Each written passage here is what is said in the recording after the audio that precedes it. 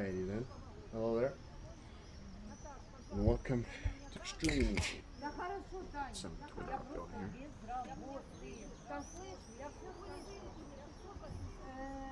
Я все слышу, а не глухая, а не дура. Все соображаю, вижу, слышу. По теплу, если ты не платишь, то все равно запустят тепло. А тут понимаешь, хорошо, спасибо. Пока. Давай, заплати, пожалуйста.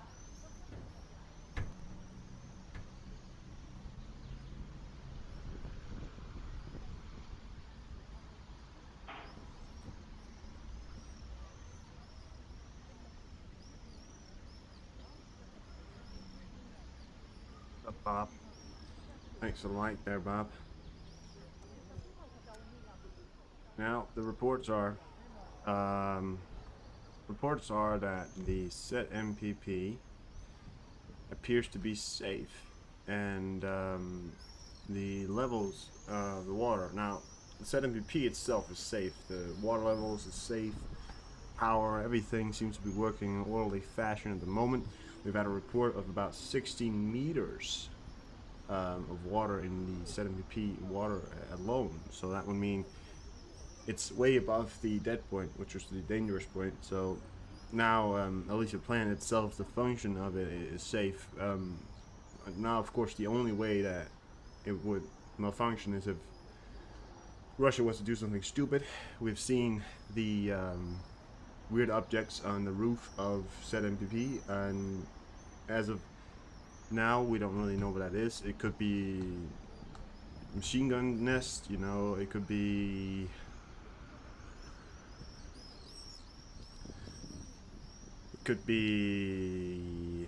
we also have videos of pictures of the spray cooling working, which is the things that needs to work for the plant to be okay. That works functionally, so that means everything is cool. Look at that. That's from today as well, the 7th. So that's from today in Kiev.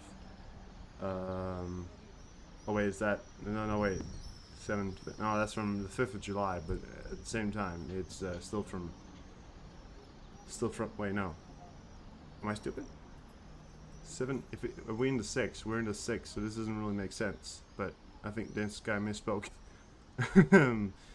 Either this was last month or he just misspoke. I think what he meant to say was the 7 in the 6th, which would be today. So I think what he meant to say was today, but it doesn't matter. The point is, everything is okay. Objects on the roof appears to be what we think it was machine gun nest or like explosives covered by something or something like that. So the only danger right now would be Russia doing something stupid. Otherwise, we're seeing advancements of the Ukrainian army, slower than expected, but they are advancing. Denmark has not followed up on its promise, but is getting there. I'm talking about tanks now, but everything seems to be working in an orderly fashion.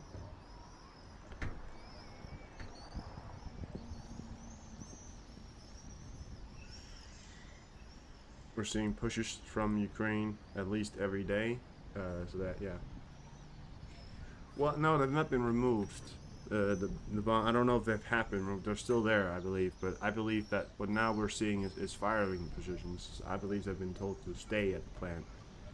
And the thing about that is, China told Putin, well, the Xi Jinping told Putin privately to not do it.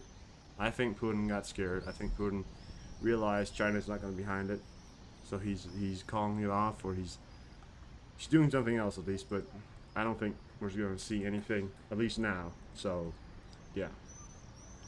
Is it weird to say, but China might have saved today. Air raids in Donetsk just turned on. Multiple explosions over the day. In Sumy district, things seems to be somewhat back to normal. Donetsk region and Kherson city. So, yeah, that appears to be the main issue in the moment. We're watching closely here.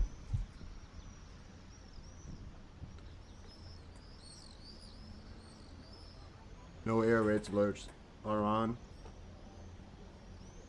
Or at least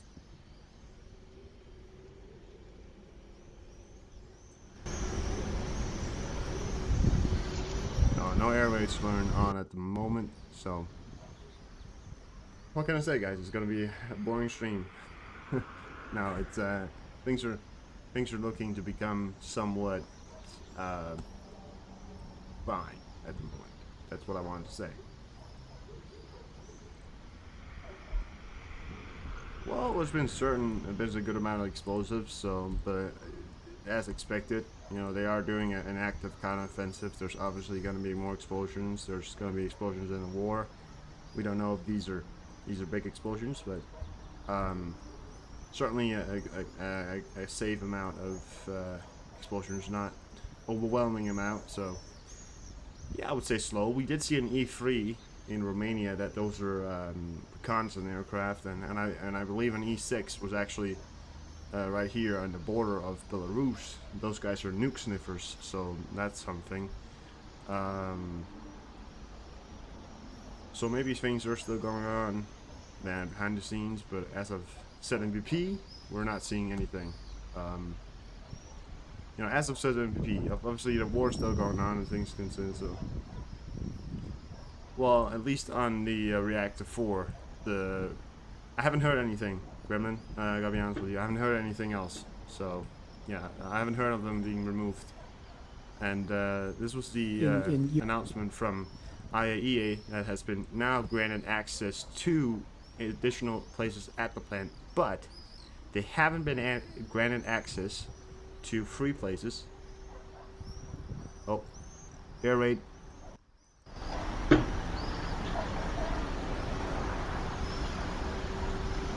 Air raid in the back. Yep. I think that's Donetsk. I'm hearing air raids in the back.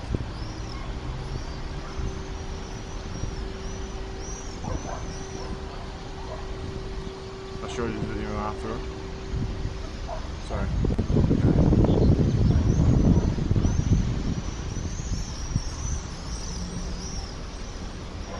Well, I mean, that's... The video of it is that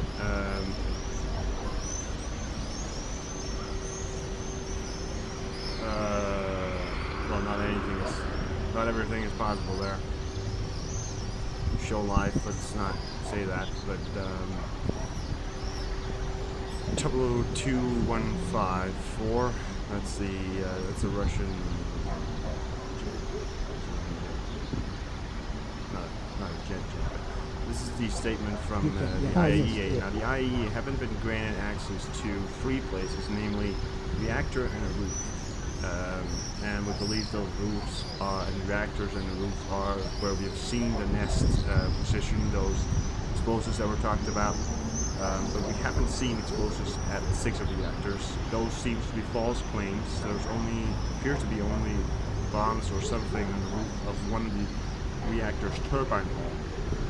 So that's what we're seeing right now. Well, regarding your first question, I think it's very timely because you remember I was here on the 4th, and there were some warnings that on the 5th there would be some tragic events unfolding. Nothing happened on the 5th, which doesn't mean that things could happen. I don't want to sound appeasing in this regard. I'm very concerned, and we continue to be very concerned. Regarding the access, I think we are making progress. From Tuesday to today, we have been able to get more accesses, not yet to the rooftops, but we have filed the request to the authorities to go there. I'm pretty confident we will get this authorization, but we have been able to complete some of the tours of the cooling ponds and other places. And as seen in my updates, we have not seen any indication of explosives or mines in these places. We still want to go to the other, but this sometimes it takes time. We have to understand, and I tried to say it already the other day. This is a combat zone. It's an active war zone. So sometimes it may take a day or two to get the authorizations. People, of course, the Russian forces, which are in control of that Ukrainian facility, but they are in control. So we have to check and get the necessary authorizations. But we are constantly seeking those and trying to be as inquisitive and objectively, focused on what we need to see. In Ukraine? In Ukraine, yeah. Yes, of course. Well, regarding your first question, I think it's very timely because you remember I was here on the 4th and there were some warnings that on the 5th there would be some tragic events unfolding. Nothing happened on the 5th, which doesn't mean that things could happen. I don't want to sound appeasing in this regard. I'm very concerned, and we continue to be very concerned. Regarding the access, I think we are making progress. From Tuesday to today, we have been able to get more accesses, not yet to the rooftops, but we have filed the request to the authorities to go there. I'm pretty confident we will get this authorization, but we have been able to complete some of the tours of the cooling ponds and other places. And as seen in my updates, we have not seen any indication of explosives or mines in these places. We still want to go to the other, but this sometimes it takes time. We have to understand, and I tried to say it already the other day. This is a combat zone. It's an active war zone. So sometimes it may take a day or two to get the authorizations. People, of course, the Russian forces, which are in control of that Ukrainian facility, but they are in control. So we have to check and get the necessary authorizations. But we are constantly seeking those and trying to be as inquisitive and objectively, focused on what we need to see.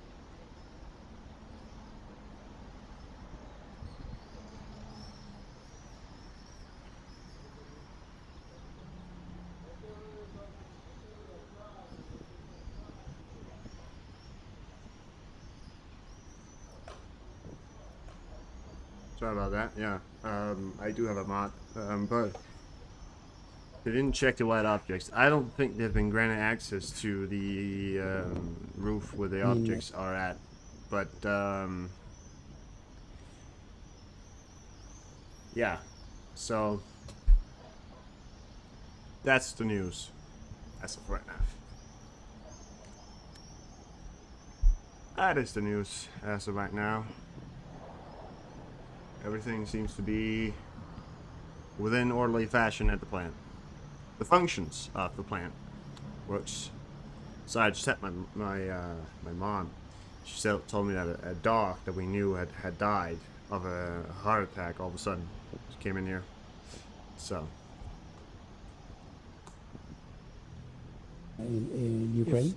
In Ukraine, yeah. Yes. Yes. He's a French guy.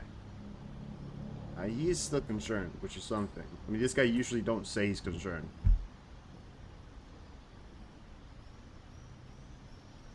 No, I mean, they haven't been granted access to what appears to be the roof as of now.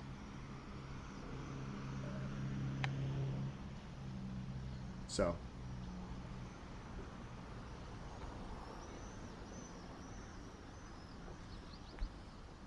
But, yeah.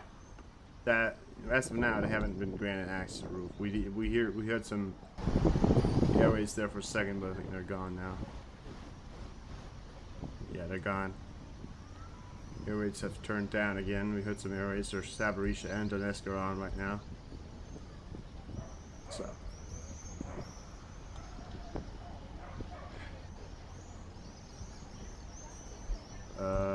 What are you talking about, Gremlin?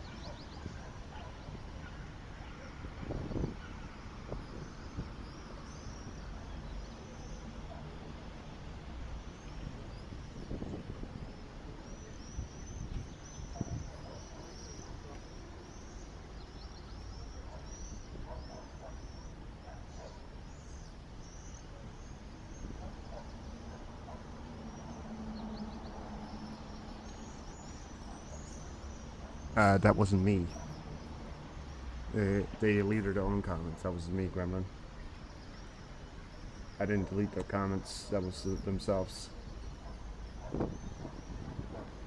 Channel's been around for a long time. I just recently started streaming now.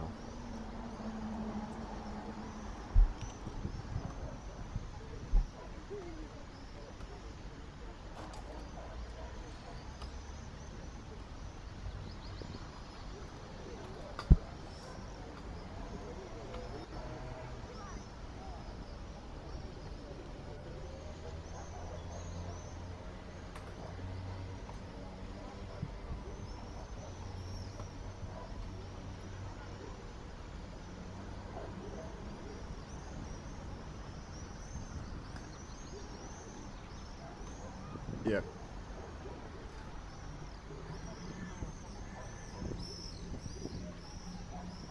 Is that an Osprey? No, it's a Grumman. Grumman. It's an E6 nuke sniffer. I said that earlier. Over Poland earlier. And an E3 in Romania.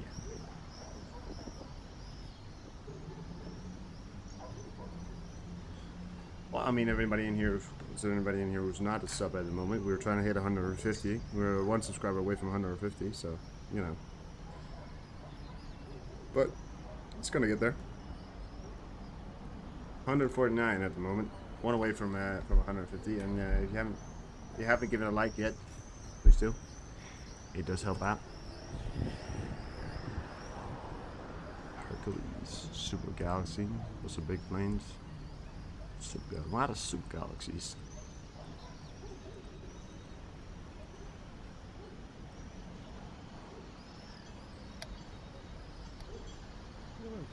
Something going on there.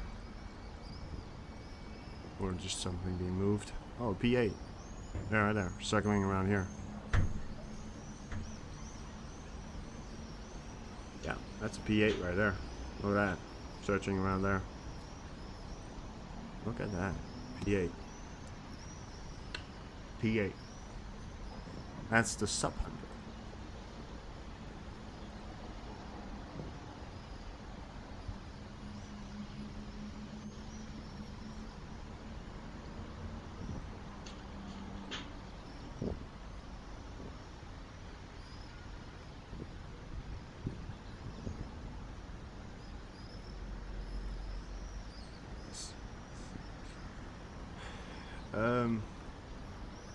It's a report here, an article, something.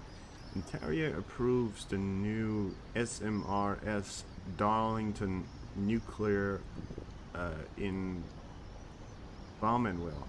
Nuclear is enjoying a renaissance after many years as the bogey of man of electricity opportunities dawning to the nuclear generation stations is about to reap the benefits of the newfound love. Ontario Energy Minister Todd Smith is at the Bound Manville area. Why can't people just use normal words when they do something like this? Area plant this morning to announce the Ontario Power Generations and its corporate partners will build the three new small modular reactors on site, a massive multi-billion-dollar undertaking that will be crucial if Canada has met its net zero climate commitments. The new nuclear reactors, which are expected to be online by 2034, brings the total number of SMR to 4. Today's announcements follow Wednesday's. So there's a new. Okay, so those are new. I don't understand the complete, but they look to be smaller and apparently more efficient. Loader Ocean View. Loader. Apparently smaller but more efficient for the Canadian Net Zero project.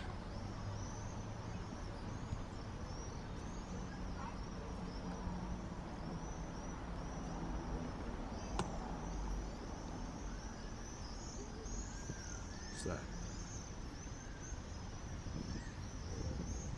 I'll read into that. The Net Zero project. Obviously, there's a lot of green talk at the moment. We're seeing a lot of movement in that area.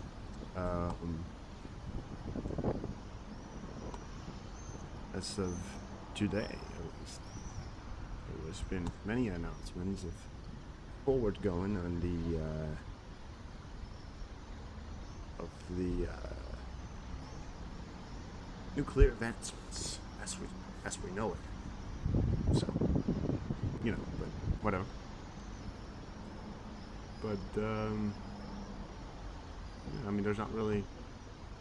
The nuclear power plant is safe. The stability of the plant is safe. The place is safe. It appears to be shelling around Zaporizhzhia right there. I don't have that on mine. I think there's a special settings. I gotta look for that. Apparently, there's a special setting you can get for shelling, but I don't have that. I thought it was only this one, but apparently, when I turn this one on, I can see, of course, the explosions, but I can't see.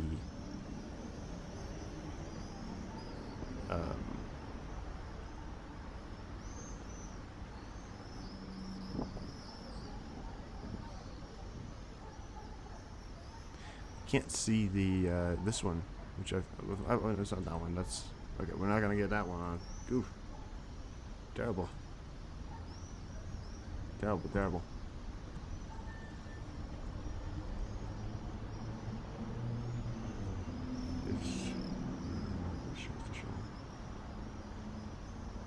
Oh, it's the other one. Oh, okay. Well, we have it. We have it here. I don't need to pull the other one up. I'm not gonna. If anything comes in, I'm gonna have it. You know. So don't worry about that one. There's things are fine, at least for now.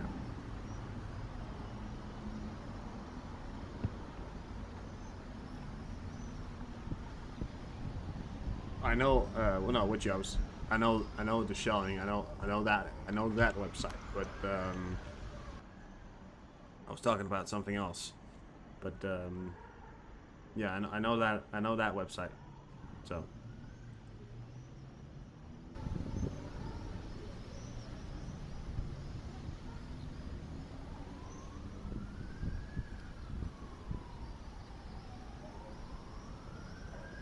Well, you're welcome, Ocean. Lots of rocket things around there, but nothing serious as of right now. There's that report earlier. What's that? Zelensky, we expect, 5 hours ago, we expect concrete steps from NATO towards Ukraine during the upcoming Vilnius summit. How do you pronounce that? Vilnius. I think it's in Italy or something else. Germany will not supply cluster ammunition to Ukraine as it is a signatory to convention banning the product and use of the type of weapon. German Defense Minister Boris Pistorius. His name is Pistorius. Pistorius. That's literally his name. Said on Friday in Bern. Imagine coming out. Your parents and everything. They look at you and they say, you know what, babe.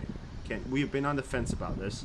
We're talking about it. We want it to do other stuff, but we're gonna call the baby Pistorius. I know we've been against it, but it's the right thing to do. It's the right thing to do. And then everybody in the room said, you sure about it? And he said, yeah, you know. He said, you know, we've been talked a lot about it. We talked, but yeah, today is the day. Today is the day. We are going to do it. That is, ladies and gentlemen, the legitimate reason as to why they're fucked, right? I mean, cluster ammunition is certainly another thing. I mean, for me, for God's sake, I mean, Germany, they're scared of reviving their old. I mean, Germany has an extreme ability to build at a rapid pace. You know, their industry is at another level.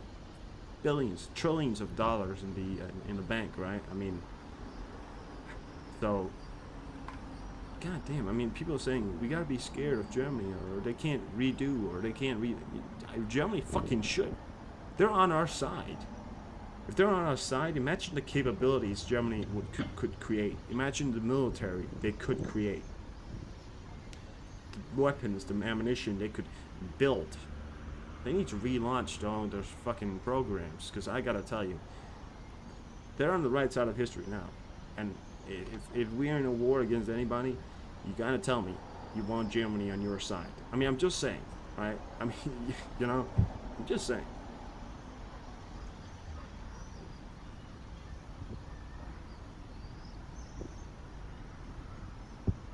Well, they certainly are now, D. They certainly are now.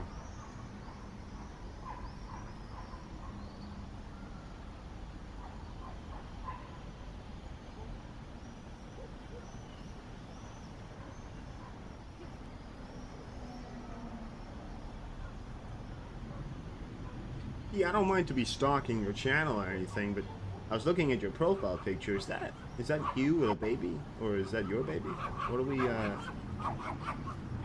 Is that your grandson or something like that? I'm just asking. I don't know if you were randomly picking out a picture of a random baby on the internet and a man feeding a baby on the internet.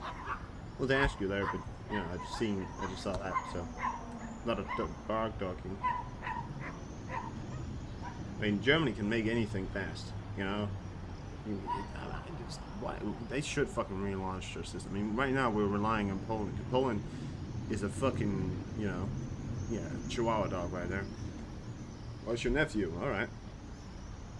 Well, congratulations on that one, there, D. I don't mean to be stalking, but you do have it as a profile picture, so it's pretty public information. What was that?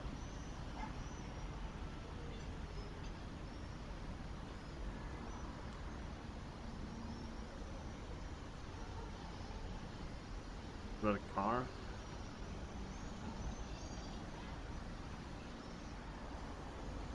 It seems like a car. Oh, there's the car. But yellow lights, do they have that? Yellow lights? It seems like a kind of an old thing to be doing, but whatever. I don't know if are we in France? Because the only place I know with yellow lights is in France, or if you have a bit of an older car, of course.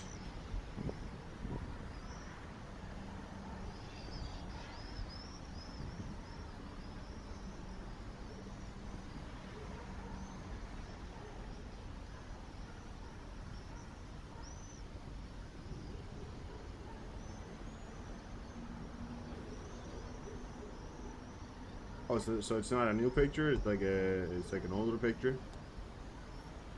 Fair enough.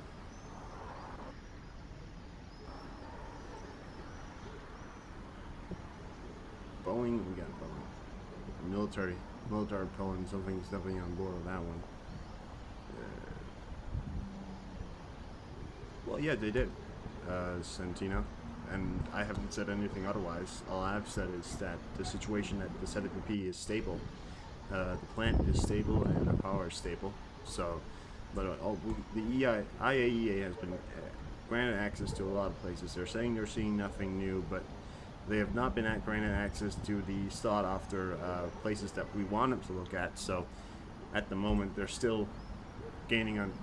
We're trying to get access to that. We'll see if they get access to that. And yeah, so too big on that one right now. I don't really know, but yeah, the plan is apparently, at least at the moment, the only threat to it is Russia, right? I mean, but yeah, I don't think anything's big on the threat scale, right, at least right now. So, but it could all change. You know, you never know.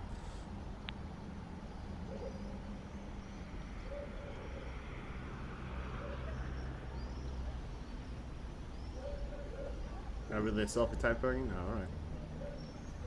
Well, there you go. I think that's plane heading towards the Belarusian border. I don't know what it is, but definitely right next to it. Oh, sorry, not Belarus. I meant Ukraine. Sorry. Yeah.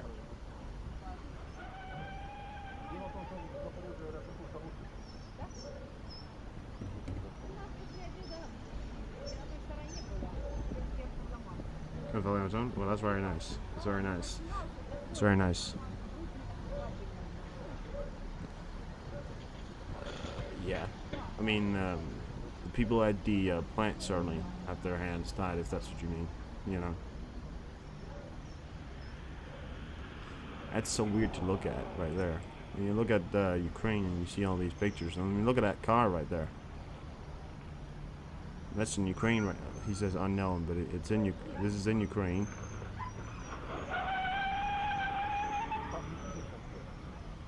On a could be on the Russian side. It'll just say unknown. Don't know if this is on the Russian side or if it's on the Ukrainian side, but look at those cars right there. You know, that's the dog just walking right there. Life is a bit different in Ukraine, isn't it? Some Russian troops. Oh yeah. I mean, yeah, the threat of the plant employees have definitely tried their best at not complying, but when you got a gun to your back, you know, pretty hard not to. Stuff.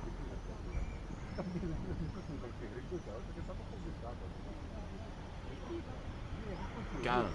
You know, I can only imagine the amount of minefields that Ukraine has been encountering during the advance counter-offensive right now. Because if there's anything the Russians has a lot of, it's probably minefields. I'll be honest with you guys. Because the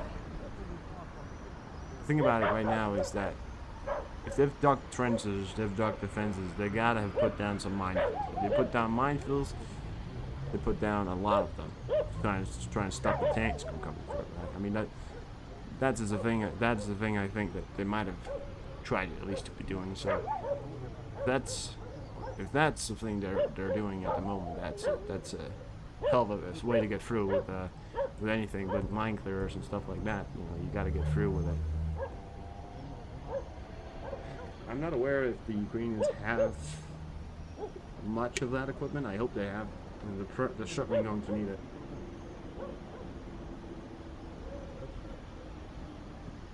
You gotta imagine that there's a lot of mines in those roads. Because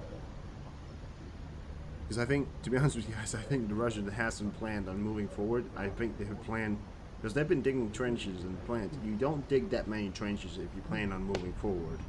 You know, you dig that many trenches if you plan on staying at that place to defend it. You know, they're trying to cling on to what they can cling on to.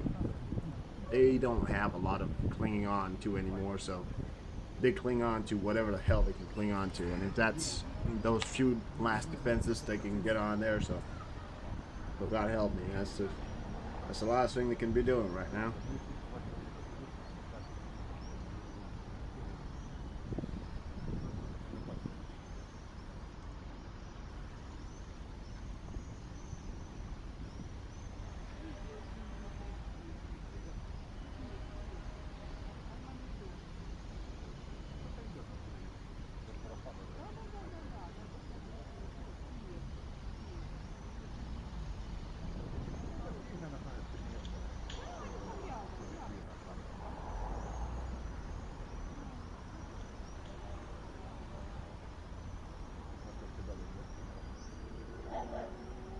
Oh.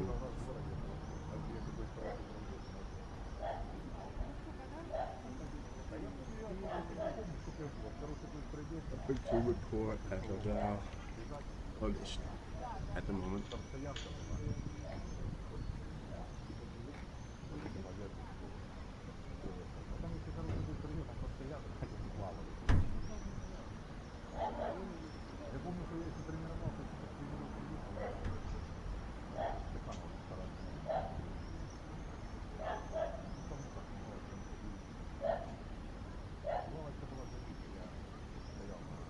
The U.S. approved cluster bombs for Ukraine. Germany just disapproved that.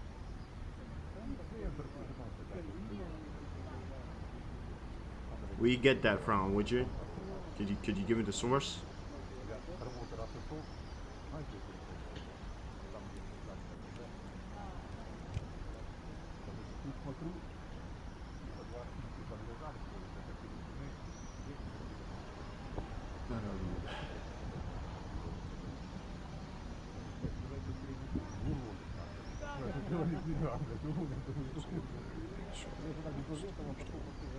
Well, I mean, yeah, but you also want to keep up your own defense, so I think they're giving enough. People keep saying they're not giving enough, but yes, you know. They're giving a lot, you know.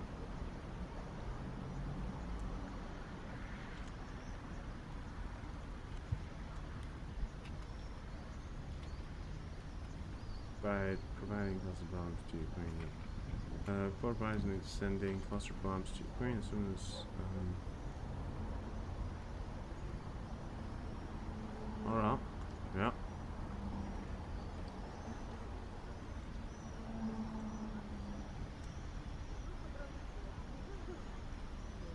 It should just be Germany saying, what the fuck, you know, we're not gonna do that. Well, we'll do that.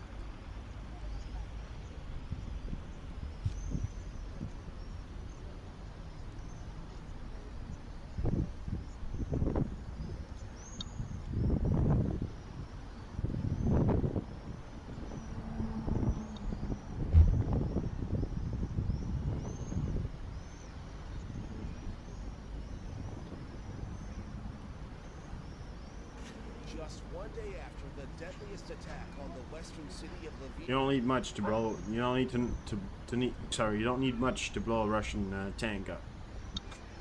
Ain't that good? Ukraine since the start of the war.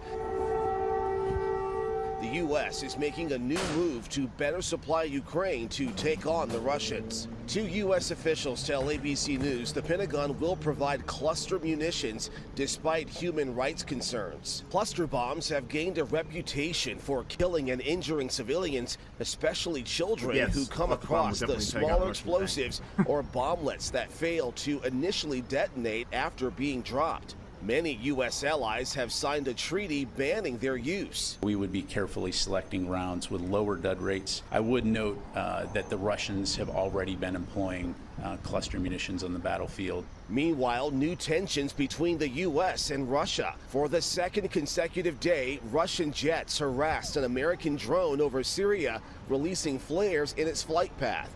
Moscow claims the U.S. was violating protocols. To suggest that somehow what was that? Okay. You know, this is our fault.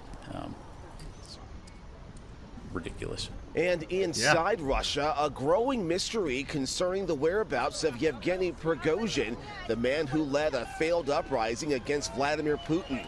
He was supposed to be exiled to Belarus, but that country's president now says Prigozhin is still in Russia. Russian state media says authorities have raided Prigozhin's home, releasing these images of the indoor pool, gold bars, cash, and a stash of wigs that were allegedly found in the home. And Prigozhin has not been seen in public since the end of that uprising. Stacks of wigs. Last month. Yeah, well, American drone, but I mean, I messed with the flight pattern. Fucking assholes, but they do that all the time. Well, Hi, one everyone. time, George not the first time. They're getting more bold. Stephanopoulos here. Thanks for checking out the ABC News YouTube channel. If you'd like to get more videos, show highlights, and watch live event coverage, click on the... I don't know. Alright. Holy shit, you know? Plus the Brahms. One hell of a fuse and one hell of a bar. What's the ammunition? Certainly a lot of news going on right there.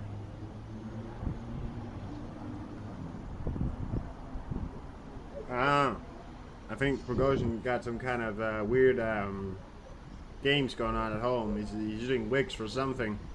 When Prigozhin, he's got some kind of weird stuff going on at home with somebody. He used to wear wigs at home for some reason. It's his disguise when he walks around. He puts on a dress and some lipstick and a wig, and then he walks around. That's why he hasn't been found yet. Or Lex Luthor. Yeah, it's Lex Luthor, yeah. They appear to have been approved. I mean, this guy, he's from the Pentagon. This could have been yesterday's brief. I didn't know that. But, seems we should be watching the Pentagon briefs then. Gonna get those up going then.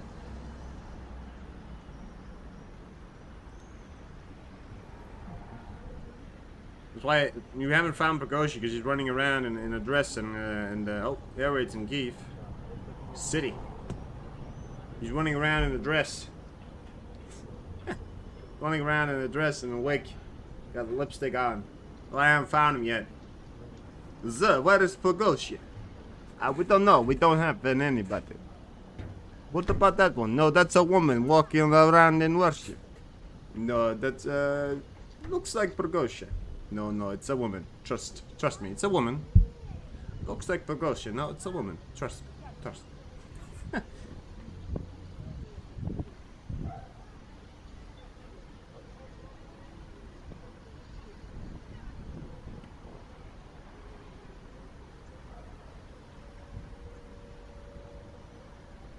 Oh, there it's Kyiv, maybe. Oh, another one on. Vinnytsia. Air raid's going off, guys. I'm gonna turn off this one. Look at that. Keep watching there for a second. Oh, you saw that? Was that? Is it lightning? What was that? That's in Zaporizhia, by the way.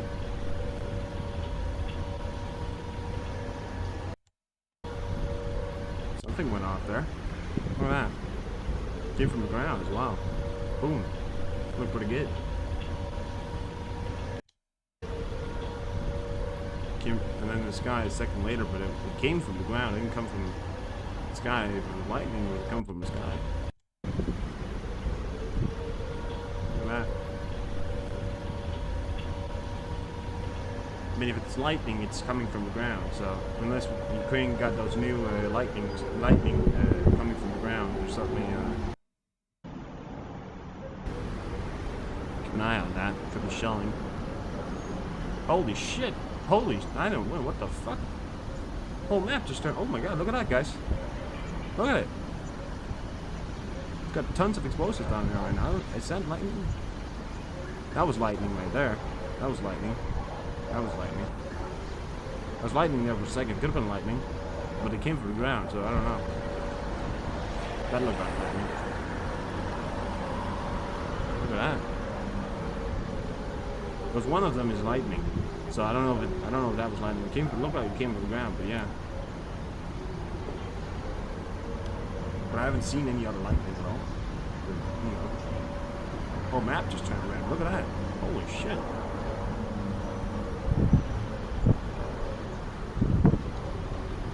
Something going on back there as well, but it looks like lightning. I'm gonna be honest with you guys. Look at that. It looks like something of the lightning, but that looks like it comes from the ground. But I don't know. It looks pretty foggy in Zaporizhia. Just something.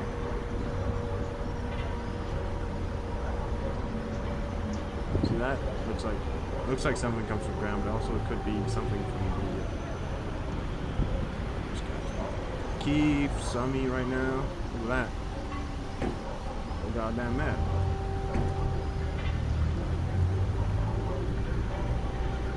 What is Pentagon doing? What'd you say? The White House. The White House. We'll check that.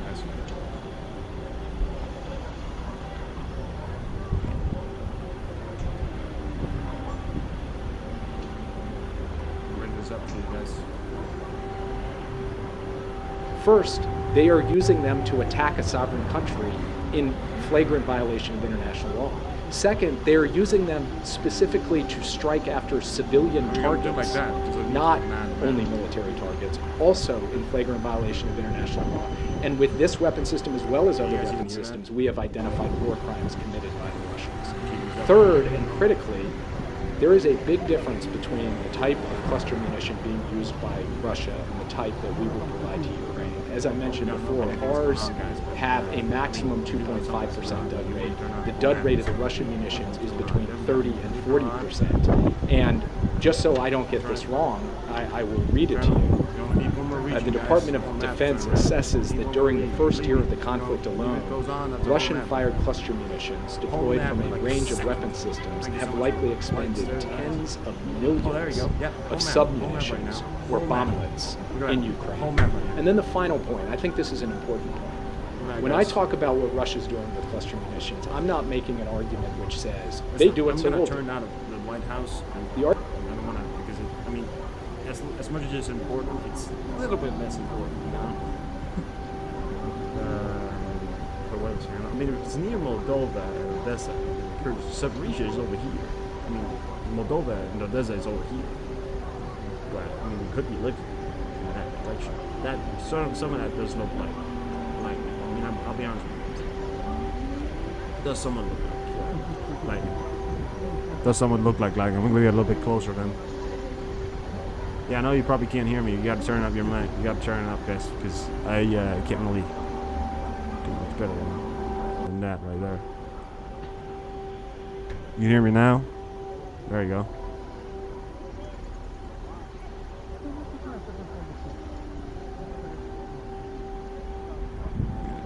This is fine right here. What's that? Is that a light right there? That looks like a light. I'll keep it around here, but you know, I need to keep the cams up, guys. Yeah, I know that. It's okay. Let's go. It's fine. Yeah, but it's very frequent, so I think it's lightning, I'll be honest. Yeah.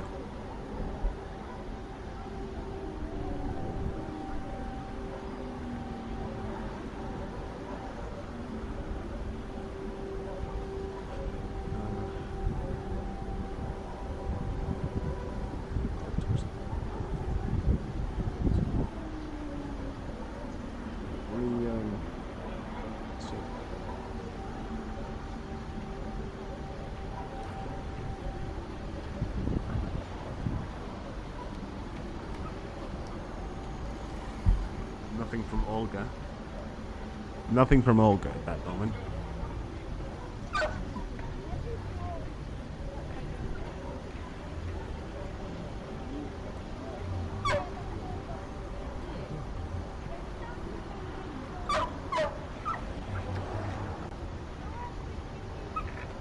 Yeah, it's 9:30.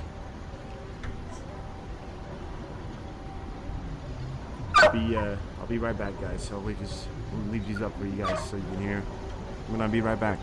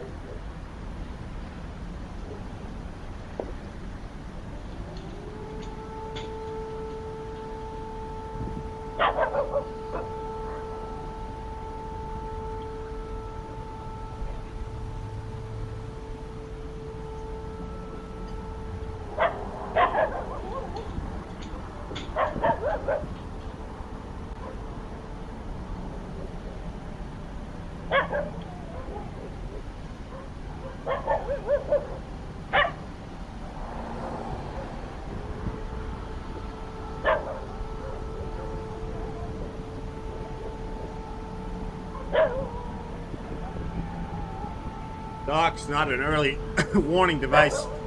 If something is coming, sure, but if it's air raids going on, that's the only thing it's hearing. Sorry.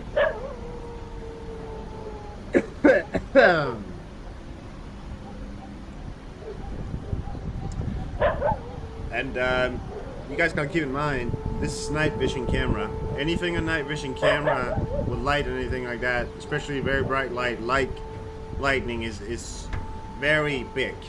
It looks a lot. Sorry, looks a lot more extreme.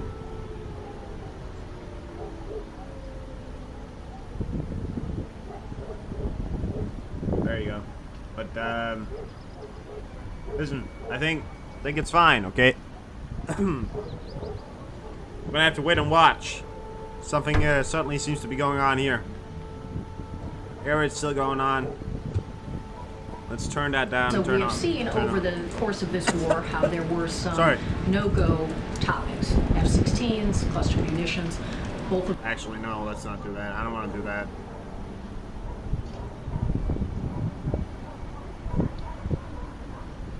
Night vision camera is gonna make anything look brighter than it actually is. Just remember that.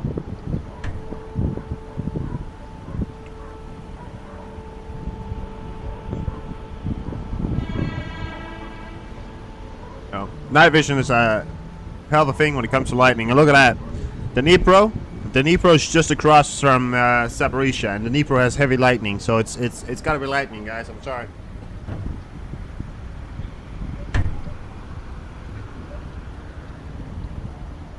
For some of you in here, but probably like, is it now? Is it now? Don't think so, guys. Sorry. Well.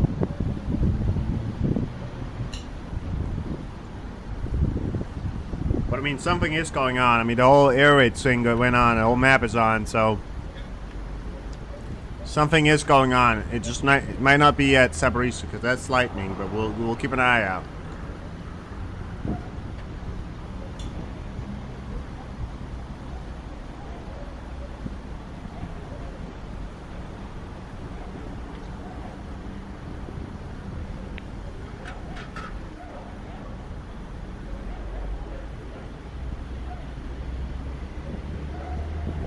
For the air raids has gone down now. Turn them down a bit. Turn on the White House. And then how it has only been a year since Sweden sought membership, and we are confident that Sweden will come in the not too distant future, and that there will be unanimous support for that. And then I would go beyond that to say, in terms of what it says about NATO's strength, here you have two historically non-aligned countries who for decades did not join NATO, seeking to join NATO. I think there is no clearer indication of the strength, attraction, and cohesion of NATO than that. Yeah. So I understand your point about reforms that Ukraine still needs to do in order to fast track its membership. Also your point on MAP, but just going kind of broader from that, my understanding is that the president believes that a fast track membership for Ukraine is an invitation rather than a deterrence to war with Russia. He has several times expressed his concern for nuclear escalation. Can you first confirm whether my understanding is correct, and if so, can you explain the calculus behind the president's decision on that? What led him to that conclusion? The president has repeatedly said that there is an open door, that there is a pathway for Ukraine, and that Ukraine needs to take additional reforms to complete its work towards NATO membership. That has been his position from the beginning. That remains true today. That will remain true at Vilnius. The president also has been clear that we are going to I don't know what's support going Ukraine on. We just know, it takes and you know, it's been provide turning them red. So an nobody, I exceptional don't know what's going on quantity yet, guys. I don't of know. arms We're just and watching. The air raid's capabilities, just both turned from off. We're ourselves watching the and White House now. facilitating those from We're allies talking and about partners. cluster bombs But that being we are sent to not Ukraine. seeking to start World War III. That is the course that we've been on since the start of this conflict. That is the course we remain on today, and we believe that we have been able to mount a vigorous, concerted, effective, dynamic response to Russia's aggression in support of the brave people of Ukraine. Confirm reporting that former U.S. officials have held secret talks with Ukraine, with prominent Russians, to lay the groundwork for a negotiation towards a peace deal? I actually appreciate this question because I think that the reporting suggested something that, in fact, has not happened. My understanding is there was a meeting at the Council on Foreign Relations with the foreign minister of Russia. That meeting did not include participation from the United States government. The United States government did not pass messages through that meeting. The United States government did not seek to pursue diplomacy, direct, indirect, or otherwise, through that meeting, period. There are also contacts between private American citizens and Russians. That has been happening not just in the last year, but for the last 75 years, since time immemorial. The United States government is not using any of those contacts to pass messages, to promote diplomacy, direct, indirect, or otherwise, and any suggestion to the contrary is simply untrue. Yeah. Jack, I have two questions. South Korean President Yoon and the Japanese Prime Minister Kishida will discuss the issue of discharge of contaminated water at the NATO summit this time.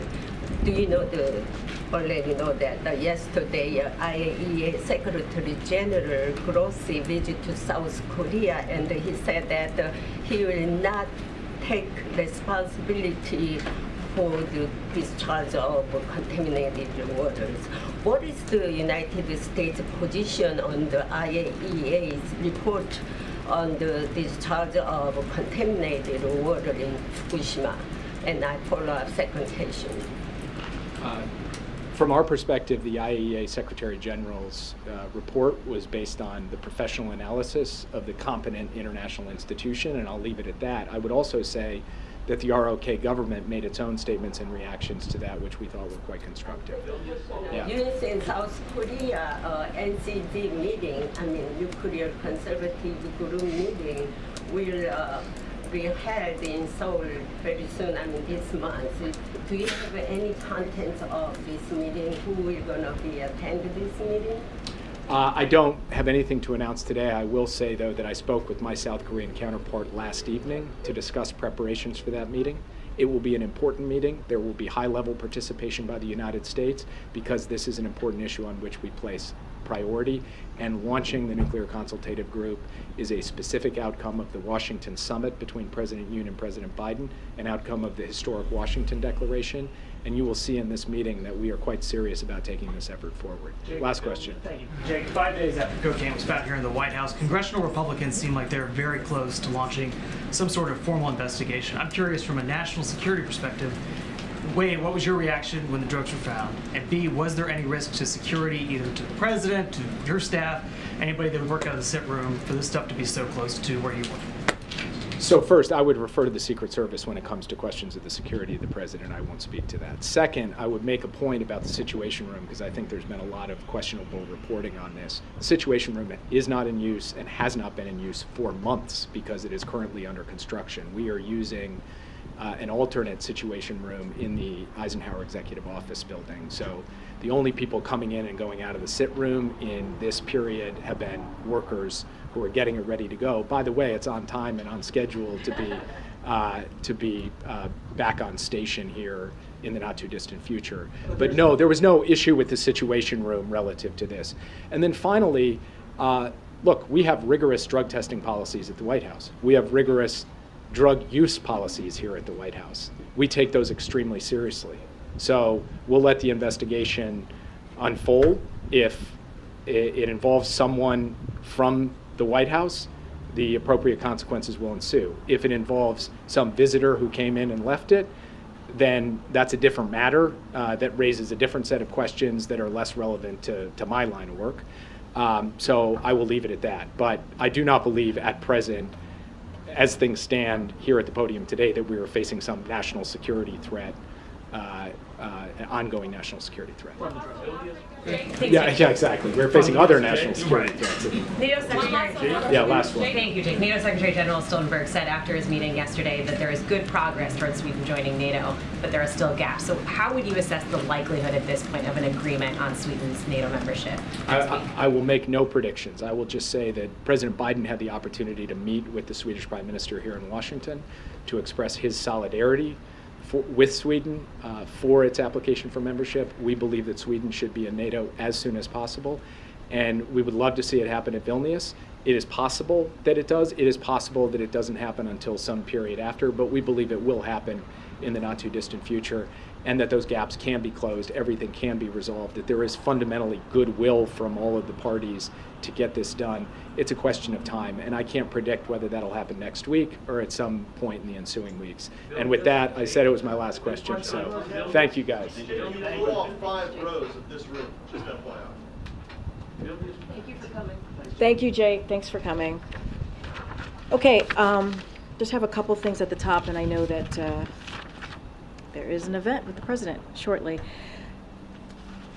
Okay. So President Biden has made combating the opioid crisis a key part of his agenda and has taken decisive actions to reduce both the supply of illicit fentanyl and negative health outcomes associated with illicit drugs.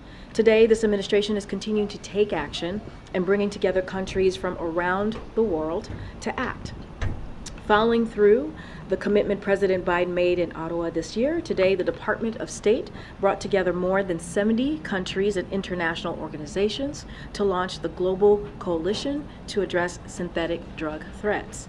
This effort will continue to bring global attention and action to address the public health and security threats posed by synthetic drugs like illicit fentanyl. And another thing that I wanted to add, as I just mentioned, we're going to go see the president shortly for his event. So as it relates to what he's going to announce. You heard the president talk about Bidenomics and how he's growing the economy from the middle out and bottom up, not top down, not the trickle down economics as we have seen. So this afternoon, the president will talk about new actions to further cut costs for American families. First, we're cracking down on junk insurance. New proposed rules would close loopholes the previous administration took advantage of that allow companies to offer misleading insurance plans and trick consumers into junk plans. Next, we're going to after surprise medical bills. We're going to go after this, after these surprise medical bills. Under this administration, we've taken action to prevent 1 million surprise medical bills every month. Today's new guidance prevents abuse of those protections. Finally, we're taking action to stop unfair medical debt. For the first time in history, the Consumer Financial Protection Bureau, HHS, and Treasury are looking into medical credit cards and loans to see if companies are adhering to consumer protections. And then later today, as well, you'll hear from President Biden on these new steps, not later today, but in just like 30 minutes or so, to deliver on his promise to cut costs for families. That is really a big part of what Bidenomics is, to make sure that we're lowering costs for American families and also that we have an economy that works for everyone. This morning, as you all learned, 209,000 jobs were created last month for a total of 13.2 million jobs created since President Biden took office. We've regained all the jobs lost during the pandemic and created nearly 4 million more jobs. That includes over 1.5 million jobs in manufacturing, construction, and research and development. The focus of the president's Investment in America agenda. You heard from the president yesterday talking about investing in America and what he continues to do for red states and blue states and for Americans across the country. As you all know, the unemployment rate is 3.6% and has been under 4% for 16 months in a row, the longest stretch in over 50 years. And more Americans are joining the labor force. The share of working age Americans who have jobs at the highest level in over 20 years. So as the president said this morning, and I quote, this is from his statement about the jobs report, I quote, "That's Bidenomics, growing the economy by creating jobs, lowering costs for hardworking families, and making smart investments in America." And finally, this is something that we wanted to address because we've all been dealing with this extreme weather, if you will, the extreme heat. And so these conditions are certainly impacting millions of Americans across country in different regions, clearly. These extreme weather patterns are alarming. But for years now, Republican lawmakers have continued to deny the very existence of climate change that we can now all witness with our very own eyes. So they've repeatedly tried to repeal the biggest climate protection bill in history. As you all know, this is something that the president signed almost a year ago, the Inflation Reduction Act. And this is an act that is the most significant investment that any administration has put behind climate change. And so by them trying to repeal this, it is stunning.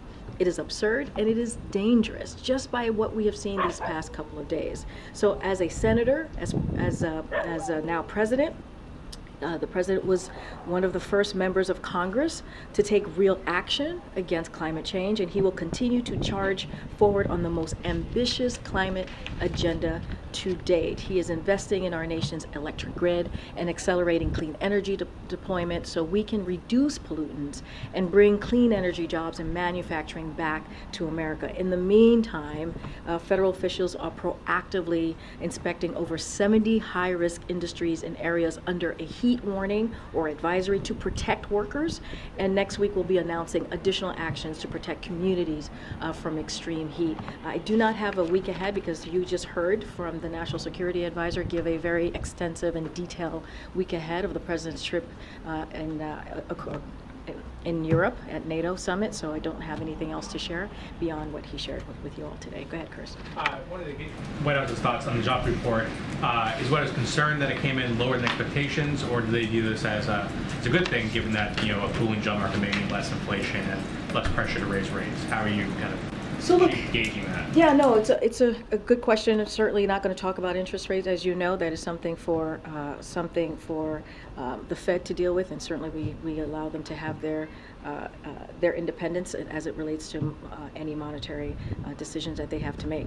But over the past 3 months, we've averaged about 244,000 jobs, a solid pace, a strong labor market, and a solid gain at this point in the economic expansion as we're looking at especially the last 2 years. And just to quote what the president wrote, his op-ed in the Wall Street Journal just last May, if average monthly job creation shifts in the next year from current levels of 500,000 to something closer to 150, it will be a sign that we are successfully moving into the next phase of recovery, as this kind of job growth is consistent with unemployment rate and a healthy economy. Thanks, Green. A quick question on the jobs report as well. Total black employment is down 3 straight months now, with 635,000 jobs lost in that spell, which is the most ever in a 3-month stretch outside of the pandemic. Is that a setback for the administration, and do you have a comment? So I'll just remind you that under this administration back in April, you saw the unemployment rate hit a record low at 4.7%, and that was just a couple months ago. Again, under this administration. Look, this data certainly particularly is volatile, and that is something that we understand. So it's most useful to measure in a quarterly basis over 3 months instead of one to smooth out noise, right? Because this one is a little bit more noisy. So the black jobless rate last quarter was tied with the previous quarter for the lowest on the record. So that is also important to note. So this is why we continue to say how important Bidenomics is, how it has actually worked for all Americans, not leaving anyone behind. When you think about more black Americans are employed in the labor force, when you think about more black Americans have health care with average of almost 50% in healthcare.gov coverage, we achieved the fastest rate of new black-owned businesses in over 25 years. We're investing in infrastructure in communities of color that are normally left behind, that are normally not taken in consideration. And so we're reconnecting, that's reconnecting those communities that are separated, and we're closing the digital divide for black Americans because of the bipartisan infrastructure legislation. We think about broadband. So all of these things are part of comes out of part of the president's key signature pieces of legislation that clearly are into law now, and that we're implementing. So there is an effort to make sure that we continue to do the bottom up, middle out, and not do this trickle down economy. Are these numbers a cause for concern, or are you looking at it as a blip because So what I said was this data is particularly volatile, so we have to make sure that we look at it more holistically because it's a volatile data. But there are also data points that I just pointed to, right, that show that under this administration we have seen record low unemployment when you think about the black community, 4.7% ever since we started tracking unemployment rate in different communities. So that matters, and so that's why the president continues to talk about Bidenomics and continues to implement some of these key historic pieces of legislation that is going to help communities like in the black community. Okay. Thanks, Corinne. The president this week tapped Gene Sperling to lead talks between auto workers and the big 3 auto manufacturers.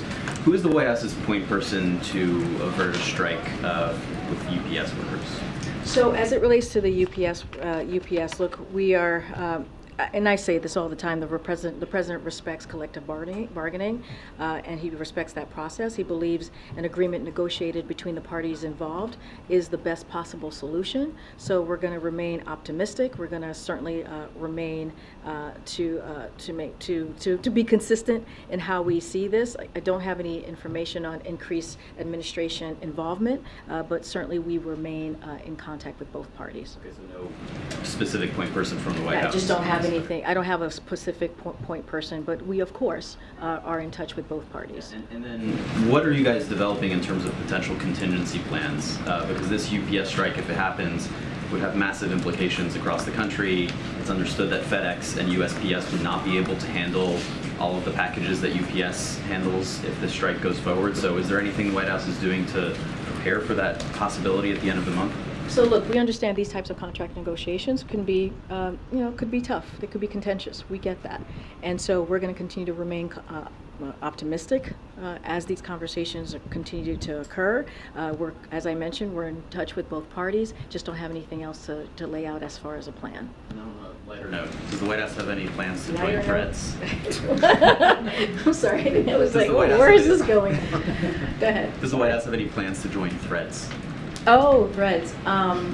I don't have anything to preview on that for you. I'm curious about it as well. I mean, I just don't have anything to preview on that, but I know that it is getting some attention out there. Go ahead. Thanks, Karina. 2 questions on London. First of all, on who? On London. Oh, London. The London Okay. portion Okay. of the trip. Why didn't the president attend the King's coronation? You mean that happened a couple months ago? Yes. Why didn't he attend I think the we coronation? addressed this. I think we mentioned that he had a call with the king and congratulated him, and they said that they would get together later on, and they are. That's what you're going to see early this week. I don't think there's no there. They're going to see each other in a couple of days, and I think that's a good thing. So initially you also described it as a state visit, but this isn't a state visit, so what happened there? I mean, I'm not going to get into specifics of what this is going to be called. I think what's important is that the president's going to go to London. He's going to go to the UK.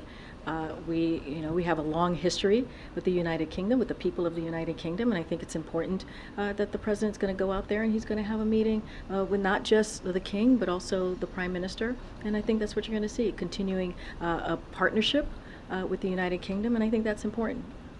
Okay, Karen. Thanks, Corinne. Has the president been kept updated on the cargo ship fire in New Jersey, and has he talked to Governor Murphy about this? Yeah, which is clearly devastating. The president certainly has been kept updated on what's been going on with the cargo ship at Port Newark, and so we've been in touch with the Coast Guard and local authorities to coordinate on the response. Obviously, our hearts go out to the families of the firefighters who lost lives in the line of duty while bravely battling this fire, and our thoughts are with those who suffered injuries, and we wish them certainly a speedy recovery. We're going to continue to monitor the situation closely, this incident, and stand ready to provide as much assistance as needed to help contain the fire and get port operations back to normal. But certainly our heart goes out to the firefighters and their families. There was a report that according to the head of the firefighters union, the president called the families of fallen firefighters to offer his personal condolences. Can you confirm that? I don't have any calls to confirm, but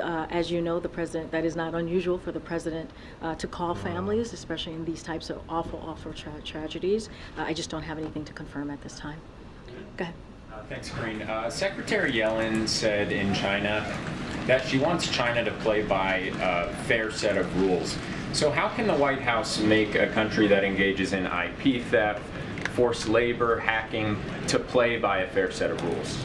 So look, and I think I may have talked about this earlier this week. If not, this visit comes at an important time in the bilateral relationship, right? That is what's important here.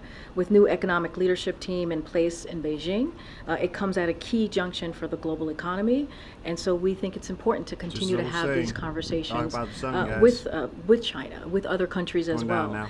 Look, they're going to continue, and I've said this before. China is going to continue to be around and be a major player on the world stage. So it is important to have intense competition, requires intense diplomacy. That's what you see Secretary Yellen do. That's what you saw Secretary Blinken do. These are the type of conversation that the president has had with President Xi and meetings that he's had with him as well.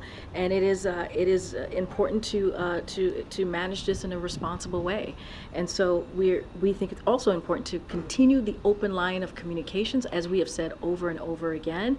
And as it relates to the economy, global economy, having the Secretary of Treasury there in China as we talk about, again, global economy, I think is incredibly important, and the president believes it's incredibly important. I also wanted to ask about the United Auto Workers who are asking the EPA to soften the electric vehicle rules. Is that something that the administration would consider? So as it relates to the UAW, look, again, collective bargaining, that's something that the president believes is really important.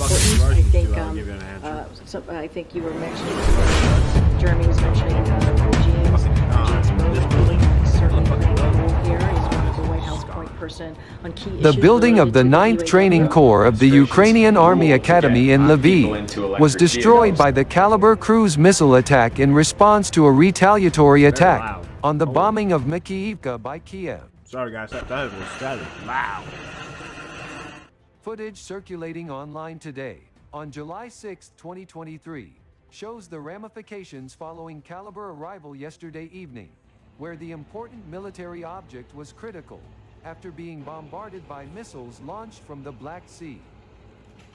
Lviv is one of the largest centers where NATO weapons are supplied to Ukraine from Poland and other Western countries. The strikes returned tensions to Western Ukraine, NATO main gateway to and from the country as the airspace was closed.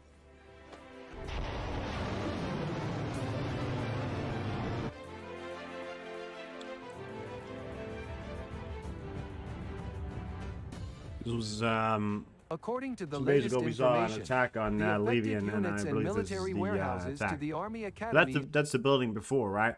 9th Training Corps. Footage show That's the building now. In Levy. that the NATO Command Center building in a kind of bunker, with various foreign officers coordinating the military activities of the Ukrainian army, was badly damaged starting from the roof. Russian TV channel analyzes the attack by the Russian armed forces on important facilities in Lviv. The operation to suppress the air defense is not ruled out. The arrow on the map indicates the place of fall of the debris from the Ukrainian air defense missiles. Despite the Ukrainian information about an attack on civilians, it turned out to be the Army Academy's 9th Training Corps.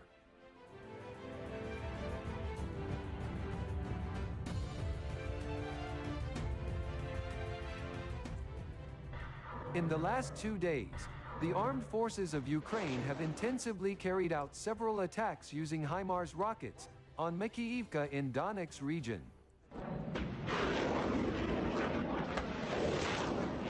According to preliminary information, one of the strikes hit an oil depot in the area of Mine 8-8 in the Shervizhverdiskaya district, resulting in a large fire. This is a storage area for fuel and oil products, not an ammunition depot.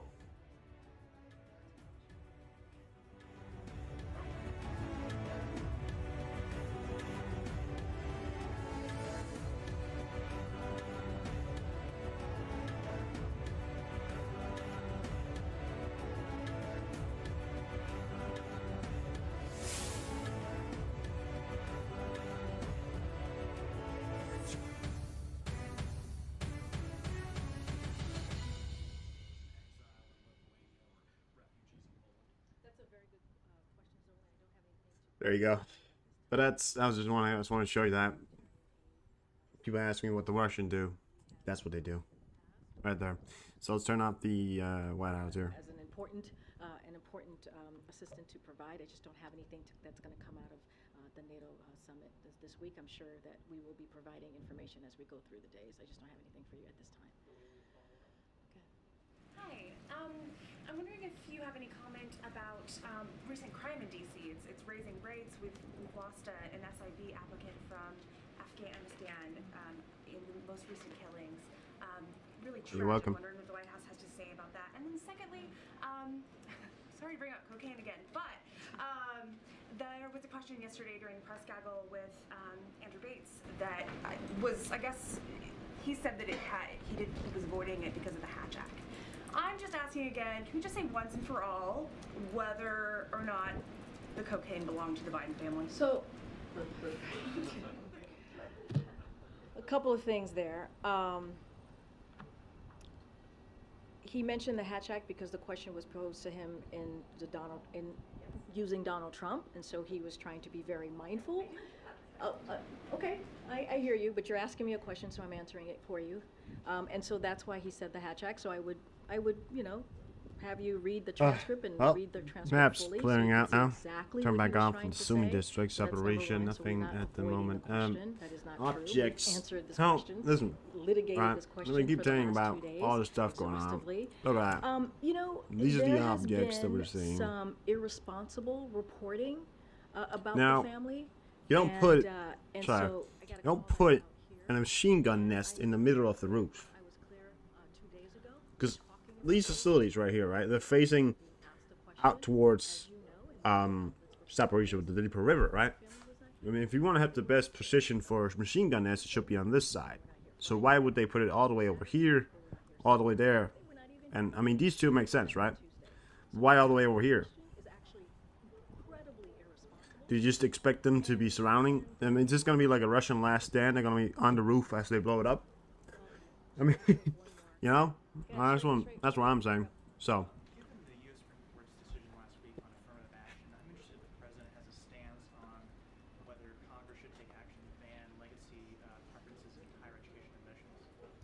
I don't have anything further to add on the president's position on what you just laid out. What I can say is, and the president said this, he gave a full-throated kind of remarks on what he saw the Supreme Court do, which was unprecedented, which is, as you all know, this was when you think about affirmative action, it had been a constitutional It's a good cover story. Certainly is. And had been held up by Republicans and Democrats, and so it was another kind of another. Yeah, I mean, we tried defending the plant. We were on the roof, and then the Ukrainians shot us down on the roof, right? I mean, that's, you know. So, confirming of every single news media I know has confirmed the cluster story. These guys are talking about it, and that's the White House. So, cluster bombs are going to Ukraine. That could be a game changer because they are powerful and extremely destructive rockets with the ability to destroy whatever. I mean,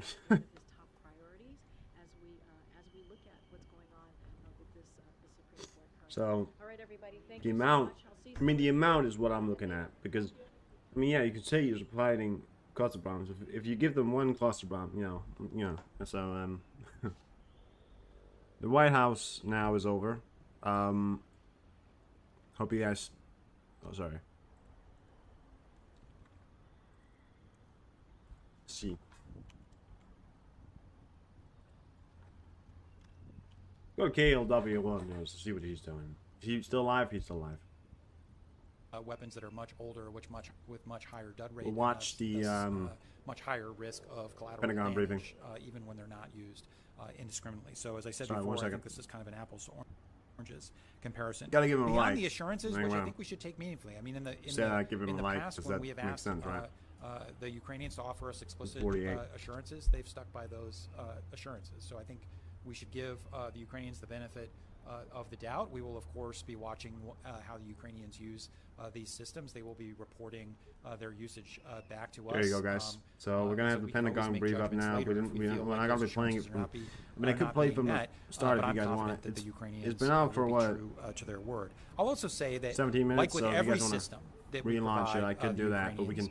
there will be We play it afterwards. not just for anybody. training, but kind of For now, coaching we're and just gonna be mentoring watching from now associated on. with this. And I think one of the reasons why the Ukrainians have been so effective in employing the artillery they have had, regardless of system, is that that they've received some coaching and mentoring from the United States about the best deployment of that. And so we'll continue to do that. So one more online. We'll go to Lee Sangmin of Radio Free Asia.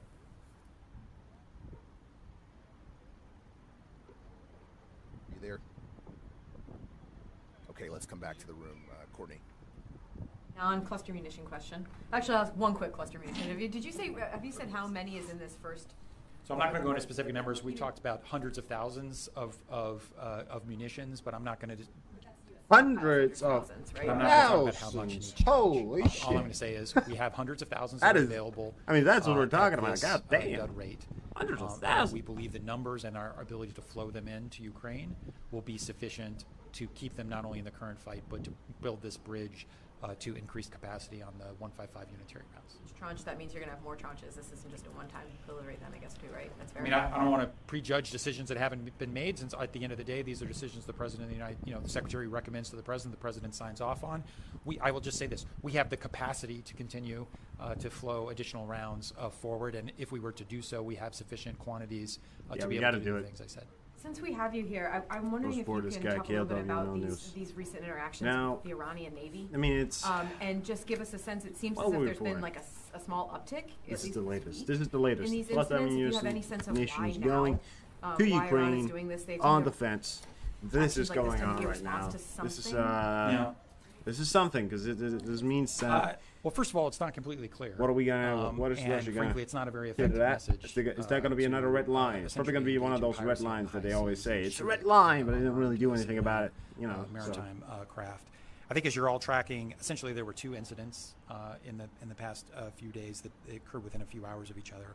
The first incident was a case in which an Iranian vessel approached the Marshall Islands flagged oil tanker, the TRF Moss, in the Gulf of Oman. The Iranian vessel departed the scene when the U.S. Navy guided missile destroyer USS McFall arrived. And then there was a second incident 3 hours later where an Iranian vessel closed within 1 mile and fired multiple long bursts from small arms and crew-served weapons. And the Navy received a distress call from the Bahamian flagged oil tanker Richmond Voyager, and the USS McFall responded. Bohemian. Why the Iranians are doing this at this moment is not at all clear to us. I think it's a better question left to them.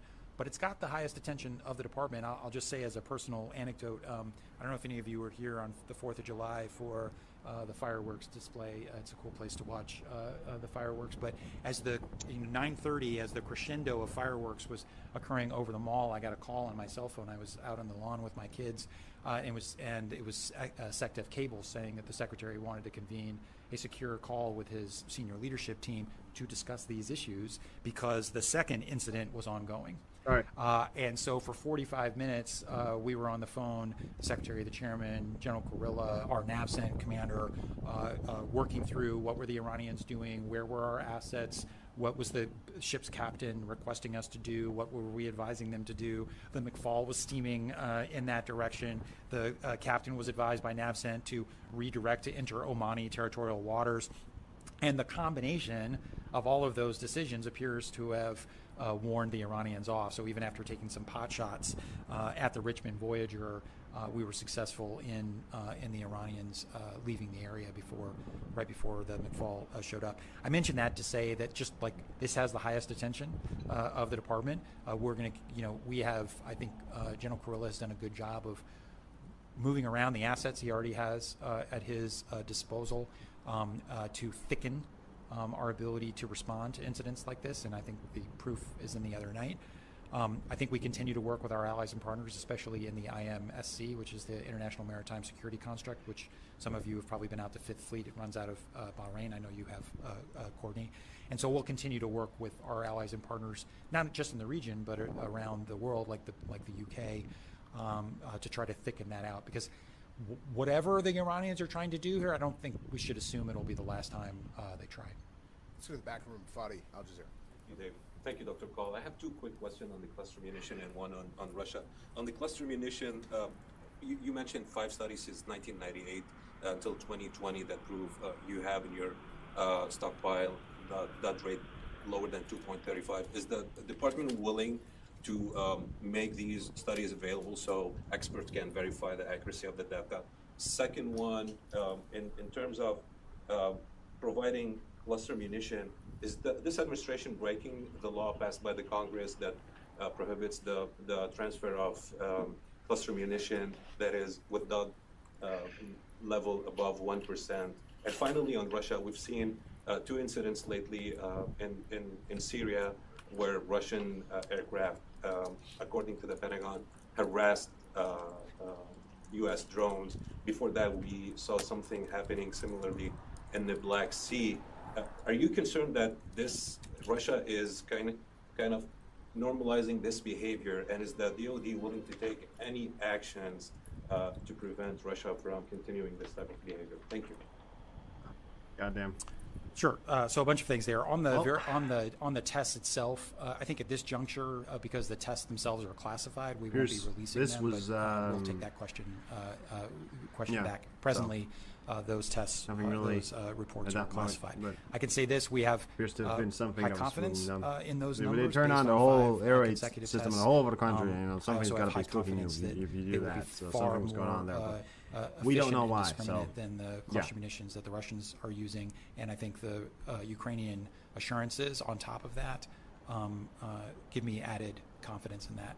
I'll also say that it's not a good thing for civilians in Ukraine or the humanitarian situation in Ukraine for Ukraine's counteroffensive to be unsuccessful or for the Russians to be more successful. That seems like a recipe for more humanitarian suffering. So to the degree that there's a utilitarian calculus in this, I think it's worth thinking that through. And I think that's ultimately why, even though this is a decision that the administration deliberated on and that the president thought very carefully about, there was no disagreement among the president's principal advisors on whether we should provide this system. And that includes across the departments, not just the Department of Defense. Are we breaking the law? We are not breaking the law. I would say, first of all, the prohibition against exporting above 1%, these munitions are pretty close to 1%, but they're not at the 1% level. But the president does have the authority to waive that requirement on national security grounds, and that's what he has done in this instance. There's no dispute that he has that authority. It's in law. But we also didn't make this as a unilateral decision. We've been having conversations with, informal conversations for weeks with the Hill. I'm sure many of you have had your own conversations with members on both sides of the aisle on the Hill. This is obviously a capability that the Ukrainians have been asking for a while, and we continued those consultations with the Hill and escalated them as we got closer to this decision. So it doesn't mean everybody in Congress will agree, but I think everybody will agree that it was within the right of the president to do this. On the Syrian, on the Russian activities in Syria, yeah, I mean, I think we've seen activities by the Russians Air Force to encroach on kind of the informal arrangements we have with them about deconflicting airspace. I will say that it does concern us, and I do think what we don't want to be is in a situation where they are normalizing behavior where there can be an incident. It would be, I think, significant if there was an incident involving an uncrewed system. It would be even more significant if it involved piloted aircraft. So we will continue to highlight when the Russians engage in reckless, unprofessional behavior in the skies. We will highlight for the world so that when and if an incident happens, people will know who's at fault here. And we hope to dissuade the Russians from continuing this pattern of behavior because, incidents and accidents, if they occur, can spin out of control. That's not in our interest, but it's also not in Russia's interest. So we'll continue to make that point to them. Okay, we're going to go out for one more. Eric Schmidt, New York Times. Yes, Dr. Call, you acknowledged that the Ukrainian counteroffensive is going slower than anticipated, attributing some of that to the Russian defenses, including minefields. But could you also discuss the limitations of the combined arms training, the short duration training that they got the Ukrainians, and to what extent they've been able to absorb that kind of training and apply it in this kind of difficult battlefield situation? Thank you. Yeah, I mean, first, I think, as the Ukrainian leadership has said, this isn't a movie, right? So this is things are hard. In real war, things are hard. Sometimes things go faster than you think, like in Kharkiv last fall. Sometimes it's a slog, like it was in Kherson last fall. I think when you're talking about eastern and southern Ukraine, the Russians have had, during the winter, neither side was standing still, right? The Ukrainians, with our assistance and the assistance of the allies and partners, were building this mountain of steel for the counteroffensive. The Russians were digging in, laying minefields, anti-tank obstacles and barriers, trench lines. And so we always knew it was going to be tough. Eric, I think to your point about the combined arms training, I think we should draw lessons at the end, not in the middle. And I think we're only in the beginning of the middle. And I say that because, a number of brigades went through training in Germany and elsewhere by the United States and our allies to get them ready for this fight. It was truncated relative to what a U.S. Army unit might go through. But I think the Ukrainians have regularly proved that they can kind of step on the accelerator pedal and be pretty proficient. It does, of course, it pushes them out of their comfort zone a little bit because this, has them employing fire and maneuver in a way that's more familiar to NATO forces than kind of forces that have a Soviet legacy and Soviet doctrine behind them. So it is, requiring them to fight in different ways. But I will say this: I am not particularly. It is slower than we had hoped. Again, Ukrainian officials have said as much. But the Ukrainians have a lot of combat power left. And in fact, the majority of their combat power for this fight has not been brought to bear. And so what you're seeing across the east and the south is the Ukrainians deliberately and understandably deliberately probing for weak spots. And I think the real test will be when they identify weak spots or create weak spots and generate a breach, how rapidly they're able to exploit that with the combat power that they have in reserve, and how rapidly the Russians will be able to respond. And Eric, I don't know the answers to either of those questions because we're not at the point in the battle yet. Okay, we're going to come back in the room for two more. Phil? Just a quick follow on that. I mean, do you think then that the Ukrainians are making effective use of the materials the United States has provided or not yet? And then I want to ask you about Prigozhin. What do you know about him? What is his status? What is he doing in Russia? What do you think his future is? So on the effective use piece, look, this stuff is hard, and especially if you're encountering it and using techniques, procedures, and capabilities that you're not familiar with. I think the Ukrainians are doing their best. I think they are determined to liberate these areas from Russian occupation. I think the Russians probably were more successful in digging in more deeply than perhaps was fully appreciated. No plan survives first contact with the enemy. So they are moving deliberately against the threat that's there. I would return to the point that I made. I think that it's too early to judge how the counteroffensive is going one way or the other because we're at the beginning of the middle. They are still probing Russian lines and Russian areas for weak spots, and the real test will be when they're at the beginning of the middle. Gee, I wonder who was telling you that. they identify those, how rapidly they are able to exploit those weak spots, and we will continue to offer our advice where it's useful. But at the end of the day, these are Ukrainian choices because, after all, it's their lives that are on the line. It's their territory that's on the line. So I love it when the Pentagon uses my terminology. We can provide coaching, advice, mentoring, but at the end of the day, they're going to make the decisions that they believe is right. Prigozhin, where he is, what he's up to, I have no idea. And I really don't want to speculate. I see the same things that you see. You know, it's clear that the Russian state is trying to systematically dismantle his empire and put piece parts in different places. What the ultimate end game Putin has for Prigozhin and the remnants of Wagner, I think, is still to be determined. But I just don't want to speculate about, is he in Belarus, is he in St. Petersburg or Moscow or somewhere else? I don't know where he is. Let's close with Jim Gehrman. Sir, thanks for doing this. And as this is our last chance to get you, at least in this position at this time, I'd like to broaden it a little bit. President Biden, Secretary Austin, Secretary Blinken, many others say that the U.S. asymmetric advantage is its network of allies, partners, and friends.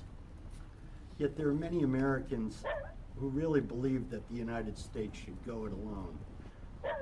And given your experience, not only this time, but in your previous stints with the other administrations and here at the Pentagon, what do you tell people like that? And what do you tell them that allies and partners bring to the collective defense? Yeah, it's a great question. And look, I think we've tried as an administration to test a proposition. Right?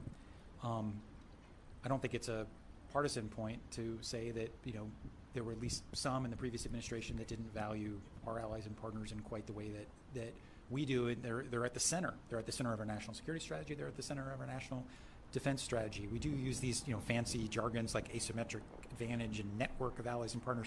But what it really adds up to, and I think, you know, the average person in a bar can understand, is international relations is a team sport. That the United States is the most powerful country in the world. We're the most powerful country in the history of the world. We have the best military in the world. We have the best military in the history of the world. As powerful as we are, as capable as our military is, there is no problem that comes across my desk where I say, you know what would make this easier? If we had to do this all by ourselves. Right? It's not. It's just like you don't play basketball. Even if you're Michael Jordan, you like to have 4 other bulls with you on the court. Sorry, that's a really old reference but I'm 52. So you got me at least. It's a team sport. And, you know, you can make that and people can get it. But the proof is in the pudding. And that is, look, we are, you know, how are we contending with the greatest threat to the geopolitical order since the end of the Cold War, maybe since the end of the Second World War, by building a team. In the first instance, you know, Putin went into this hoping that NATO would buckle, weaken, fray, shatter apart. The exact opposite has happened. NATO is stronger. The defense commitments are going up. You're going to see manifestations of that unity, I think, this week in Vilnius.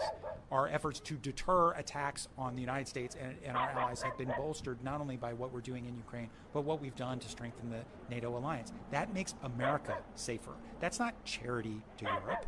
That makes us safer from the threat that Russia poses, but also the world that Russia's model of aggression would impose on the rest of us. And then you look in the Indo-Pacific, and there's a lot of focus in our strategy documents on China as the pacing challenge. That's what we call it in the National Defense Strategy, our most consequential strategic competitor.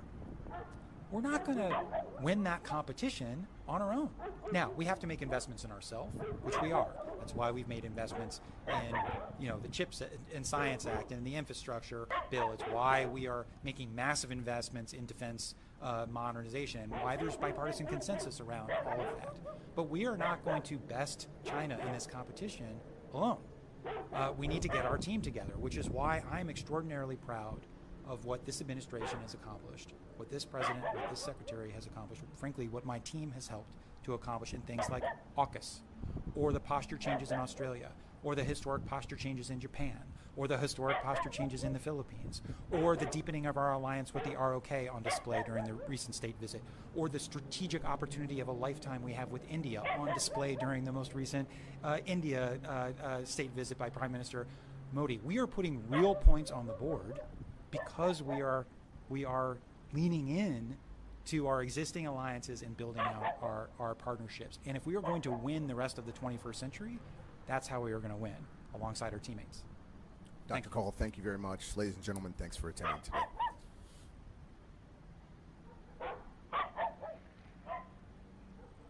All right, I'm trying to find Starsky's video, so stand by. There are a number of models below the dud rate of 2.35%. What do you say?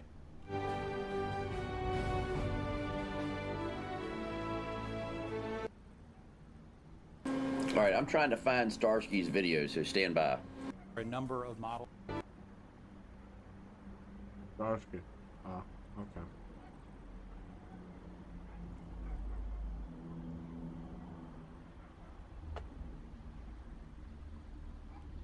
Right. Well, here you go.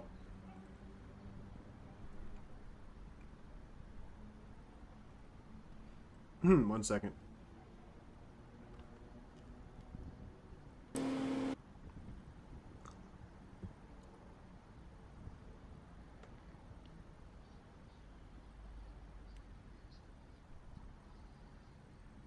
Stoltenberg's press conference ahead of the NATO summit. The Vilnius summit, and then he will take your questions, Secretary General. Good afternoon. NATO heads of state and government will meet in Vilnius next week at a critical moment for our transatlantic security. Russia's war of aggression against Ukraine continues to rage on. For 500 days, Moscow has brought death and destruction to the heart of Europe, seeking to destroy Ukraine and divide NATO. Our summit will send a clear message. NATO stands united, and Russia's aggression will not pay. At the summit, we will make Ukraine even more stronger and set out a vision for its future. I expect Allied leaders will agree a package with 3 elements to bring Ukraine closer to NATO. First, we will agree a multi-year program of assistance to ensure full interoperability between the Ukrainian armed forces and NATO. Second, we will upgrade our political ties by establishing the NATO-Ukraine Council. And third, I expect Allied leaders will reaffirm that Ukraine will become a member of NATO and unite on how to bring Ukraine closer to its goal. Allies have already pledged 500 million euros for critical needs, including fuel, medical supplies, demining equipment, and pontoon bridges.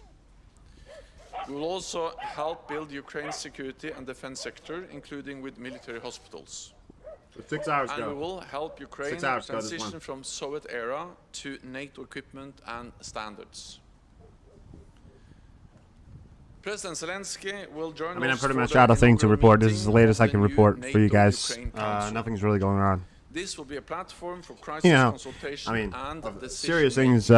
I mean, we could go on where we getting all an update sit from the as Ukrainian front equals lines, to and we can address get that shared afterwards. security concerns. At the summit, we will take further major steps to strengthen our deterrence and defense with 3 new regional defense plans to counter the 2 main threats to our alliance, Russia and terrorism. 1 plan for the North, the Atlantic and European Arctic. 1 for the center, covering the Baltic region and Central Europe. And a southern plan for the Mediterranean and Black Sea. To execute these plans, NATO is putting 300,000 troops on higher readiness, including substantial air and naval combat power. I expect leaders will endorse a defense production action plan to aggregate demand, boost capacity, and increase interoperability. To do all of this, we need to invest more. At the summit, allies will set a more ambitious defense investment pledge to invest a minimum of 2% of gross domestic product annually on defense. Today, we are releasing new defense spending estimates. In 2023, there will be a real increase of 8.3% across European allies and Canada. This is the biggest increase in decades, and the 9th consecutive year of increases in our defense spending. So European allies and Canada will have invested over 450 billion extra US dollars since we agreed our defense investment pledge in 2014. Then only 3 allies spent 2% of GDP on defense. This year, 11 allies reach or exceed the target. And we expect this number will rise substantially next year. At the summit, we will be joined by the leaders of Australia, New Zealand, Japan, and South Korea. Because our security is not regional, it is global.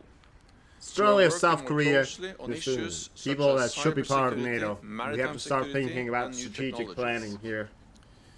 We will also welcome the European Union to Vilnius. Maybe Our the North partnership Atlantic has to go a bit reached further. unprecedented levels, and we are committed to doing even more together. This will be Finland's first summit as a NATO ally, and we look forward to Sweden joining as soon as possible. Yesterday, I hosted a constructive meeting of senior officials from Turkey, Sweden, and Finland.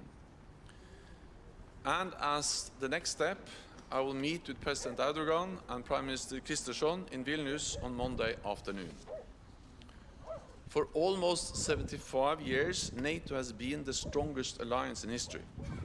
The decisions we will take at the Vilnius summit will ensure we continue to protect our people and our values. With that, I'm ready to take your questions.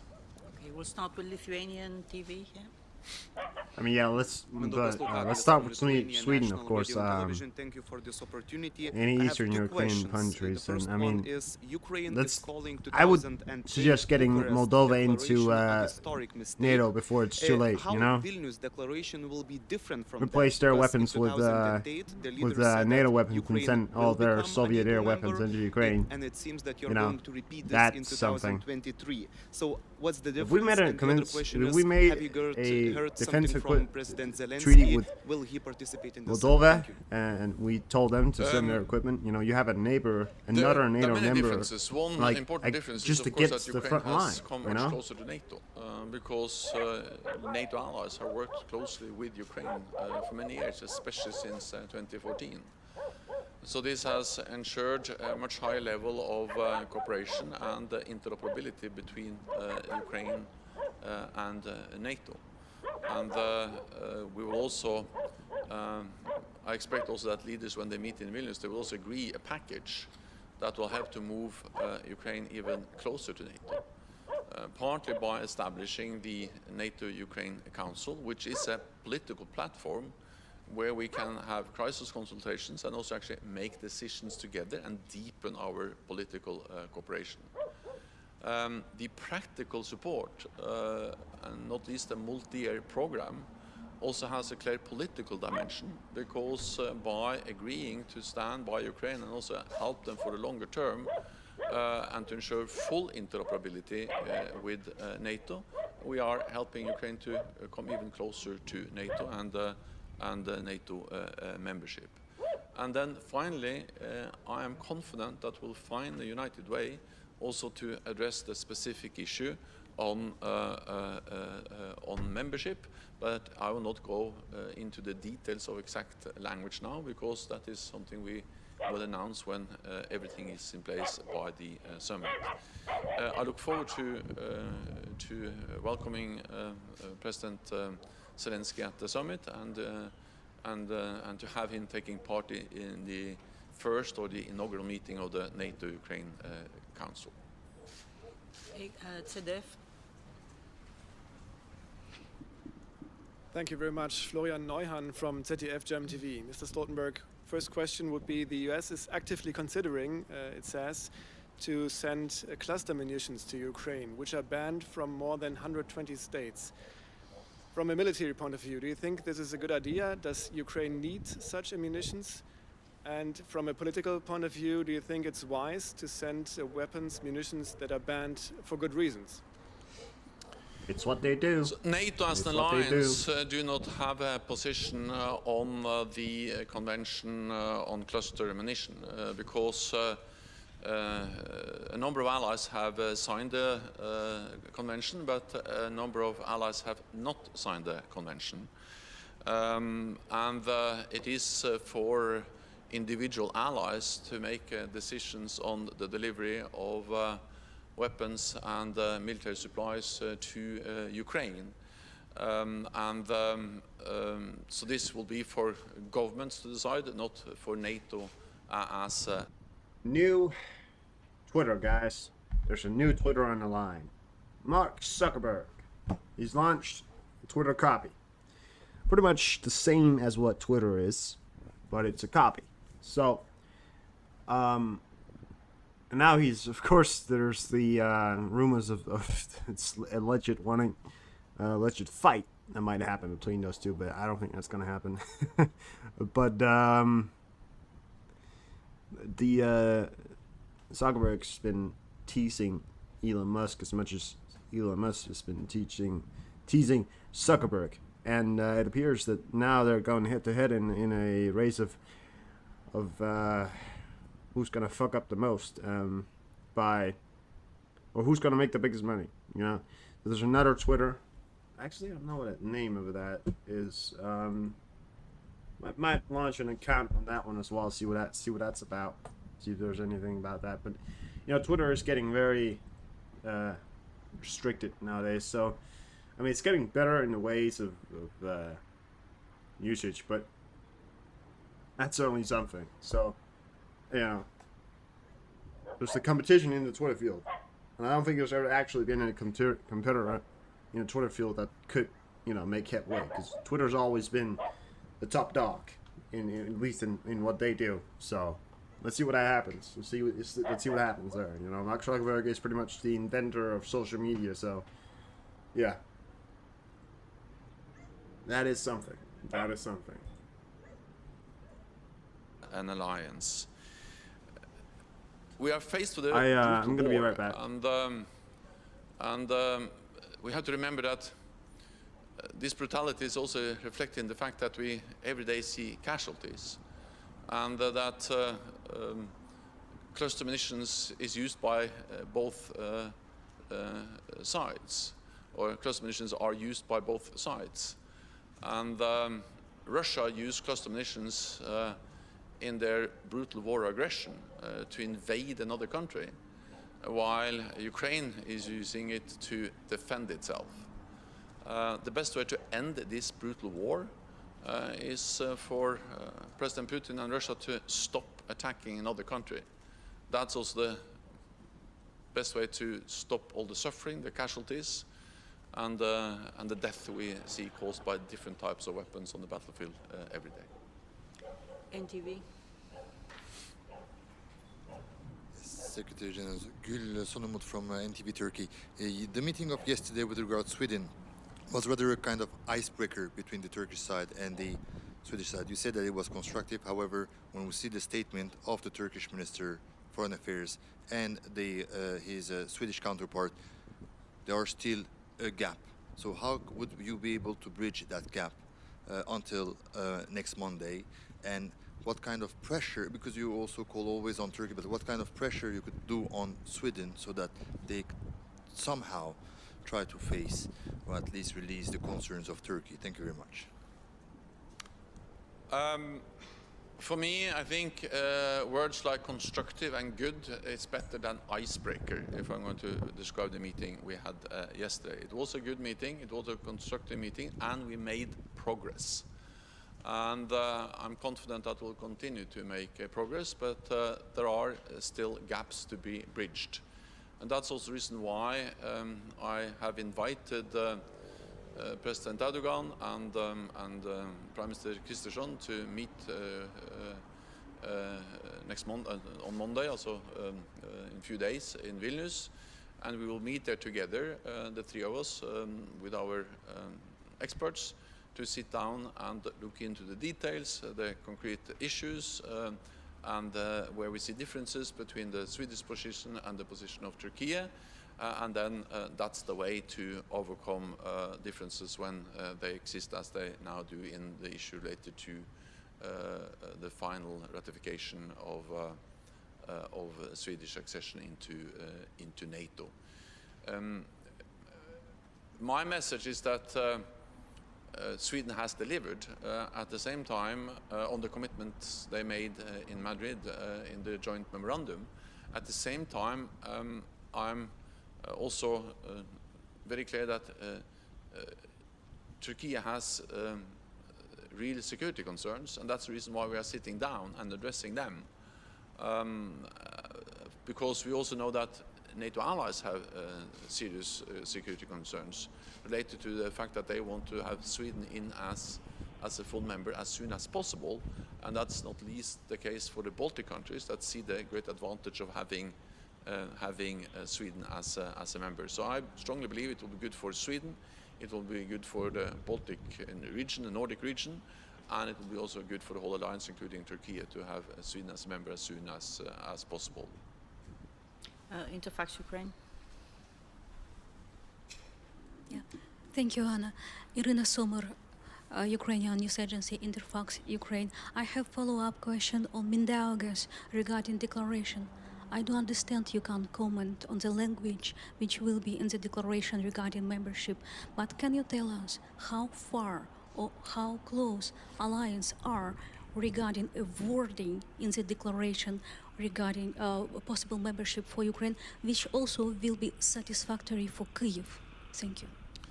So we are, as we always are ahead of a NATO summit, now consulting and working on the exact language. That's the way NATO makes decisions. We are 31 allies, and we also, of course, having close contacts with Ukraine.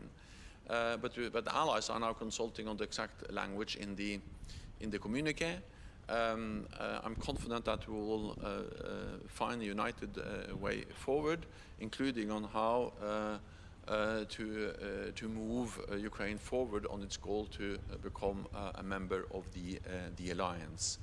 I also expect, as I said, that there will be decisions on concrete support, practical support, but that has a dimension also when it comes to the political aspects, because more interoperability, a multi-year program for interoperability between NATO forces and Ukrainian forces helps, of course, Ukraine to move towards NATO.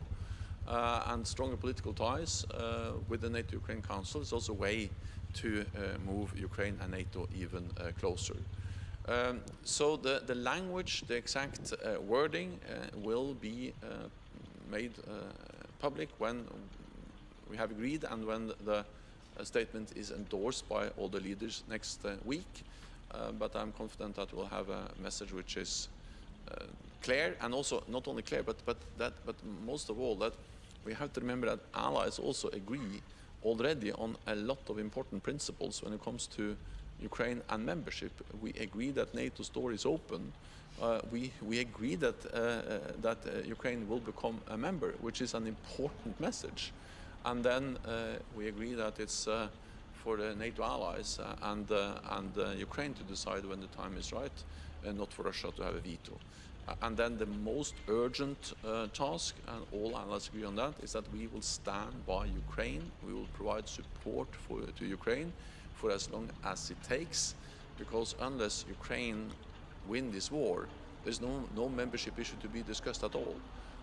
And that's the reason why allies are stepping up and providing donations, military support in an unprecedented way. Bloomberg. Hi, Natalia Drozdiak from Bloomberg. Thank you for the question. We continue to hear pleas from Ukraine for allies to send more artillery ammunition. Are you satisfied with what allies have sent and the state of their defense production? So NATO allies are sending and have sent unprecedented levels of ammunition, many different types of ammunition, and they are continuing to make new announcements, new donations, and all of this is coordinated in a very good way, and that's also the reason why the Ukrainians have been able to retake land in the north, in the east, and the south, and now some weeks ago they were able to launch the offensive. And the offensive is moving forward. They are able to liberate land. Then, of course, there's a very high rate of consumption of ammunition in the military operations which are going on now. Thousands of shells every day. So there's an enormous need to resupply. And that's exactly what allies are doing. They are resupplying constantly Ukraine with more ammunition, spare parts, maintenance for the different artillery systems, armored vehicles, battle tanks, air defenses, and so on. And that need will continue to be there, and therefore we need continued support and continued decision-making,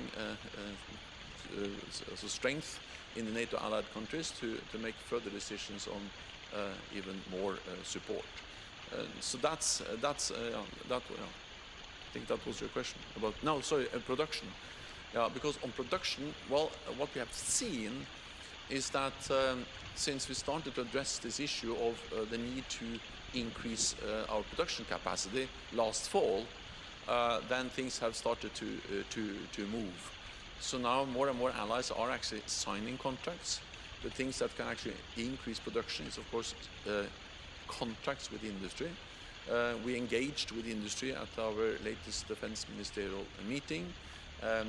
We have also worked on a defense production action plan, which I expect allied leaders to agree on both how to aggregate demand, how to make sure that we are buying things together. Joint procurement is a way to get up the numbers and therefore reduce the cost, to utilize the economy of scale.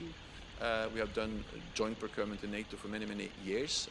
We have the NATO Support and Procurement Agency, which is now actually facilitating several big projects also for battle-decisive ammunition. We have increased the guidelines for how much battle-decisive ammunition, which includes also, for instance, 155 ammunition, which is the most commonly used in the war in Ukraine or by the Ukrainians. We have increased the guidelines for how much of this type of ammunition allies should have. And we are also strengthening our work to standardize and to ensure that there's full interchangeability. So NATO is addressing these issues, the need to ramp up production in many different ways, using existing tools, using our mandate to set standards and guidelines, and the allies are now implementing and following up, and production is going up. Okay, Greek TV. Then lady up there. Thank you. Irene Zakadula with Greek Public TV and Athens News Agency. Secretary General, you have mentioned lots of times that the 2% on defense spending is the floor and not the ceiling. Are the allies closer to reach a more concrete agreement, a more concrete and obligatory agreement on this 2%, on this target? Thank you. The answer is yes. We have made good progress on also agreeing a new defense investment pledge, where we regard 2% of GDP for defense not as a ceiling, but a minimum, a floor. But as important as that we are making progress and close to having all the details in place for a new investment pledge, is the fact that actually allies have stepped up. So this commitment is not only demonstrated in words, but also in deeds. And the new defense investment figures we released today for defense investments in 2023 are encouraging. They are positive. Oh yeah, D. The biggest increase I think in Zuckerberg decades, would win as well. 8.3% increase he's built like defense an spending athlete. across Europe and Even though he's Canada. old and That is stiff. in real terms, adjusted for inflation. That is something we haven't Reports of seen explosions. across NATO for decades, and reflects that NATO allies are taking this extremely seriously, because to provide support to Ukraine, to sign long-term contracts for defense production with the defense industry, to replenish our own stocks, to invest in more high-end capabilities, there is a need for more money. And now the extra money is coming in with in total 450 billion since we made the defense investment pledge, and only this year 8.3% increase. So that reflects that this is something which is taken extremely seriously by allies. So of course, still we have a way to go, and therefore I expect further increase next year, and that also we expect this year 11 allies to meet the 2% guideline, which is significantly more than when we made the guidelines in 2014. That was a decade pledge that will then run out or end in 2024. So in next year we expect significantly, substantially more allies to meet the 2% target, and then to move on from there when you agree a new pledge at the summit in Vilnius. Frankfurt Allgemein. Thanks a lot, Thomas Kutschka, Frankfurt Allgemeine Zeitung. Getting back to support to Ukraine, two questions, please. The first one on the comprehensive action plan. You said that allies have pledged 500 million euros. Is that for 1 year? And are allies ready to commit to 500 million on a multi-year basis? And the second question, on bringing Ukraine closer to NATO. What would it mean in practical terms if the map requirement were dropped? Thank you.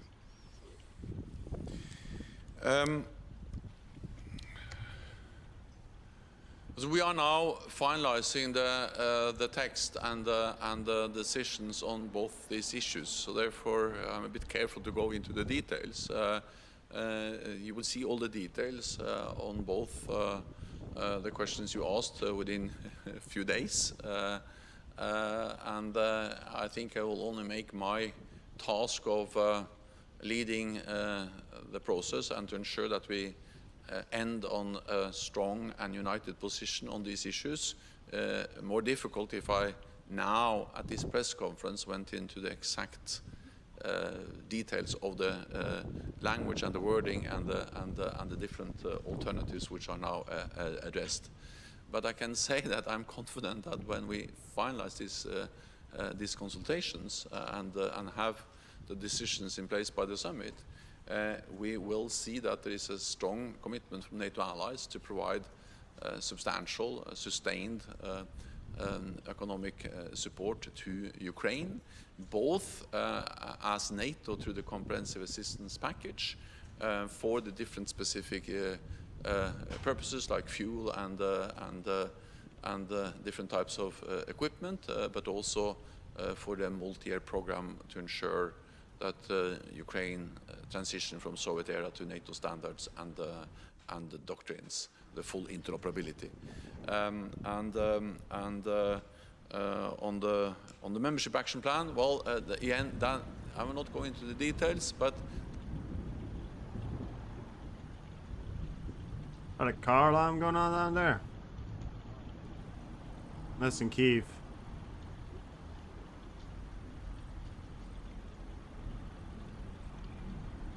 I think it's a car alarm.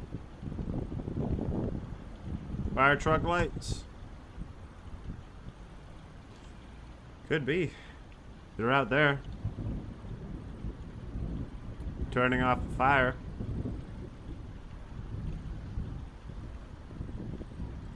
Could be a car.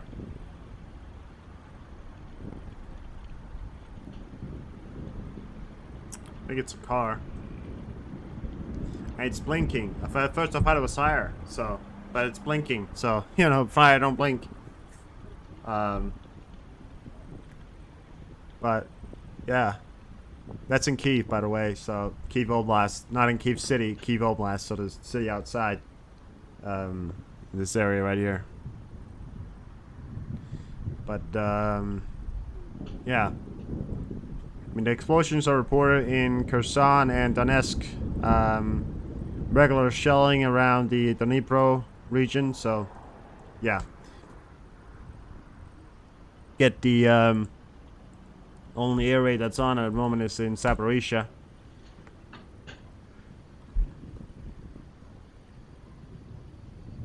I mean, there's not,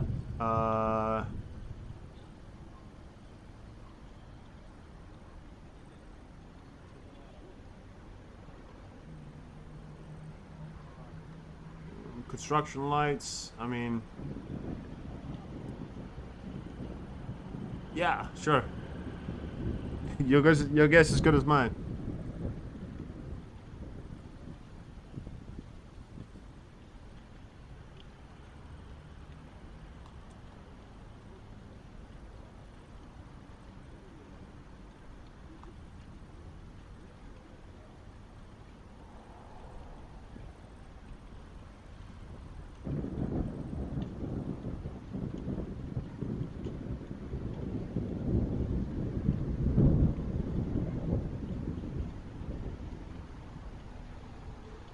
Sorry. Let's pull this one away. Let's get ADSB up. See what's going on.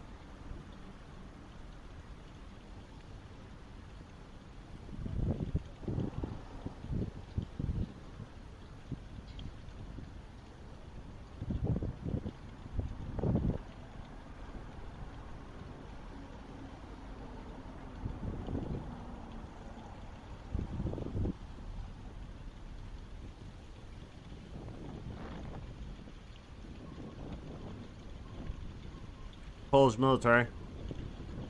It's Polish border guard right there. Checking out Belarus. There's been a lot of checking of the Belarus at the moment. Nuke sniffer there earlier. So, E6. So,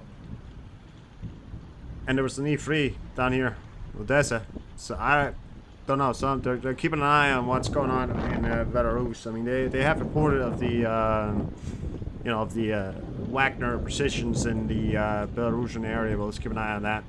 So, sorry.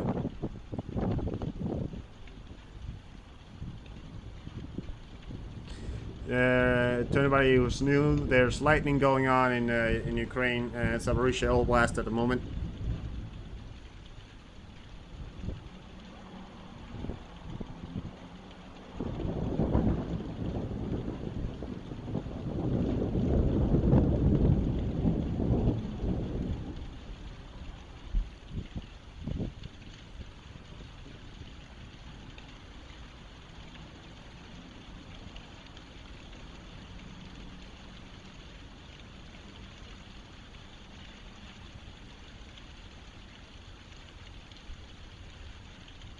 That's Polish bar guard.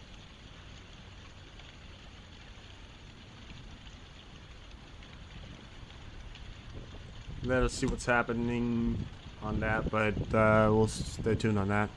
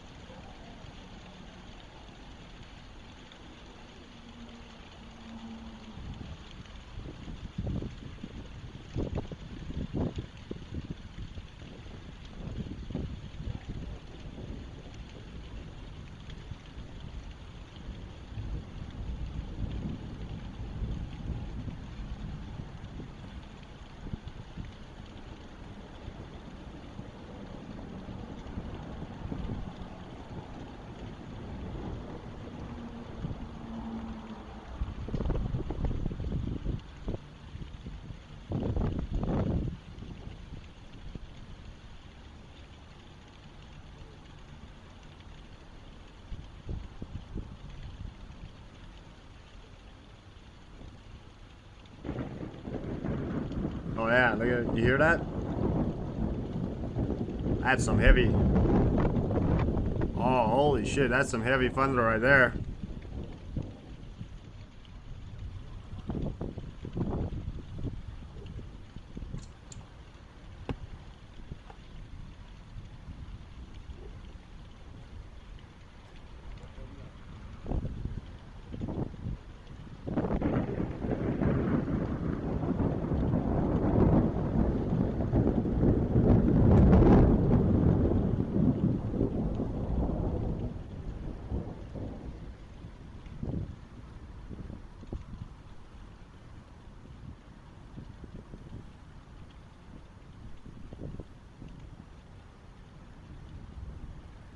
July 5th?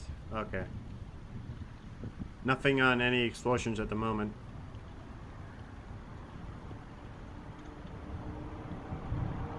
By the way, I just want to point something out here.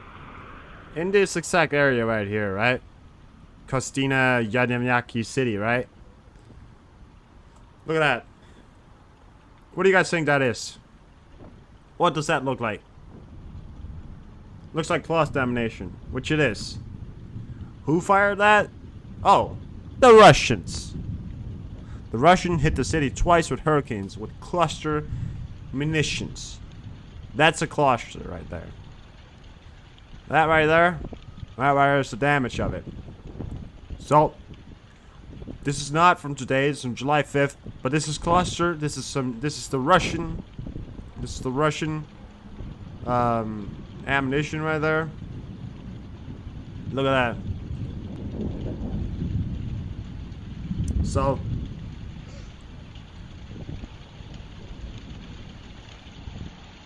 I can't zoom in anymore. There's not really, I mean, I can't really.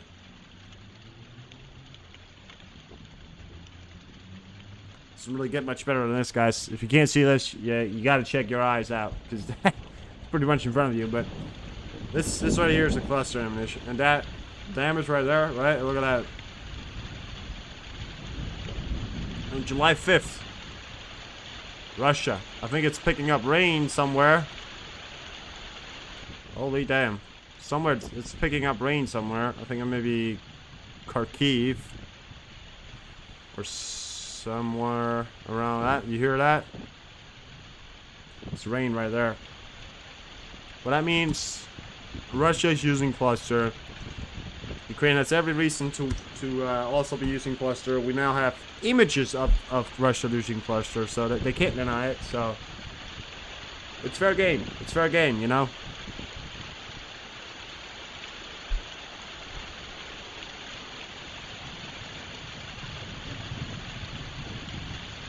Are you using your phone? I can't really make it better, D. Still raining. I mean, it's, you know, it's actually banned by many many countries and many NATO members. It's actually banned, and the U.S. has also received some criticism for doing this already now. Germany has it banned, and they didn't want to send any, so, you know. Of all people, Germany didn't want to send any. I think Germany has a lot of history, and they're afraid of doing anything, which sucks, because, you know, if they were able to do something at that point, you know, they could make some good shit. They could make, I mean, Germans make a lot of stuff, you know, and they can make some good shit. I think you're talking about white phosphor. Holy shit, rain's picking up. That's definitely Donetsk, guys. Look at that. Look at those. Magnesium, yeah.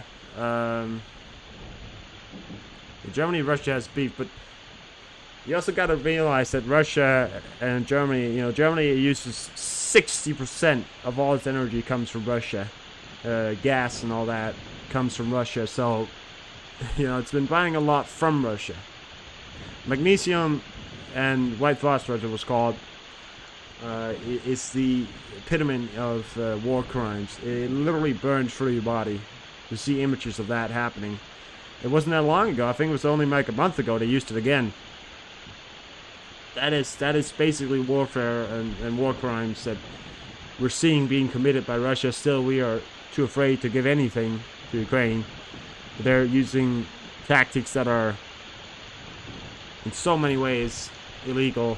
Many Geneva conventions, in many conventions, and not only on the Geneva conventions, which said that you can't use white phosphorus, magnesium, because it literally will burn through your skin. I mean, and we also had reports of gas being used by the Russians. I think it was some days ago. So continuously they're violating the Geneva Convention, and you know, so it's inhumane. That's for sure. We gotta patch you up over you. Poland, you gotta know, Poland, right? They bought everything. Poland has bought pretty much everything. Well, there was a report on July 5th that Russia had used, it's called, I don't know what it's called. I can't remember, Watsism or something like that. It's not a serious gas. It's not like custard or anything like that. It's but it can leave. It's blister. It's blister gas, which leaves blister in your body, it's a serious thing, you know. It was reports. I haven't seen anything else of it, so true or not, I don't know. It was on. It came from the Ukrainian government. So, but I haven't heard anybody else talk about it extensively. July 5th. July 5th, it was when they did it. So, yeah, we're definitely seeing, this is a Polish border guard right here. Probably going to be watching the side here. Poland's been buying, you know, we're giving them the clusters. I think the U.S. has just announced that they're going to give clusters to Ukraine. Hundreds of thousands, at least in munitions, but I don't know if that was clusters alone, but at least we're going to be giving a lot of cluster bombs. So, yeah. That's what they're doing at the moment. Let's see what this plane does. It might go here and check out Belarus. Yeah, I don't think there's going to be a vote for it, Ocean. I think they're just going to do it. But, you know, it's true, you know. I think most people are supporting that decision at the moment, at least.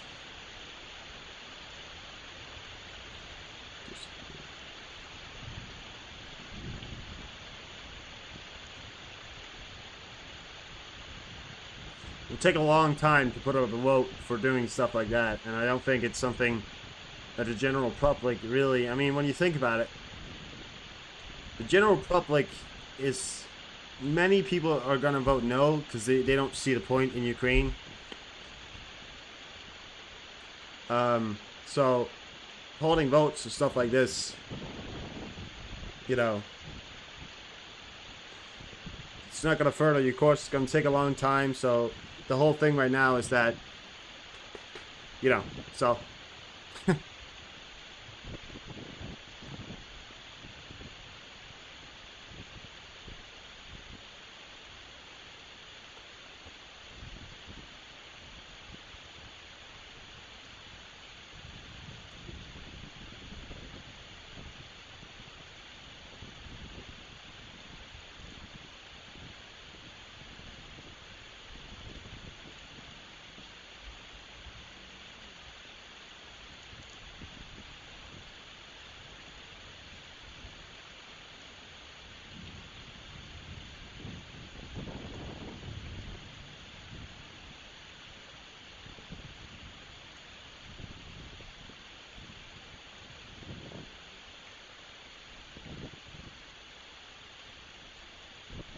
Ukraine's call for more military help will reportedly be met with a controversial response.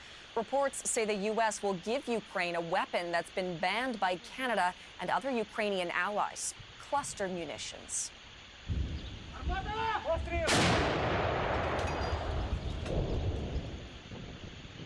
U.S. media outlets say the cluster munitions would be compatible with howitzers like these, American or NATO-made 155-millimeter guns. Modern heavy artillery equipment and ammunition given to Ukraine by Canada and other allies is seen as crucial to Ukraine's counteroffensive. But the Biden administration's reported decision to send cluster munitions would be a first. It's unclear if any NATO countries would put restrictions on using the weapon in heavy guns they have provided to Ukraine. Just last hour, NATO Secretary General Jens Stoltenberg didn't take a direct position when asked about the U.S. decision. Cluster munitions are used by both sides.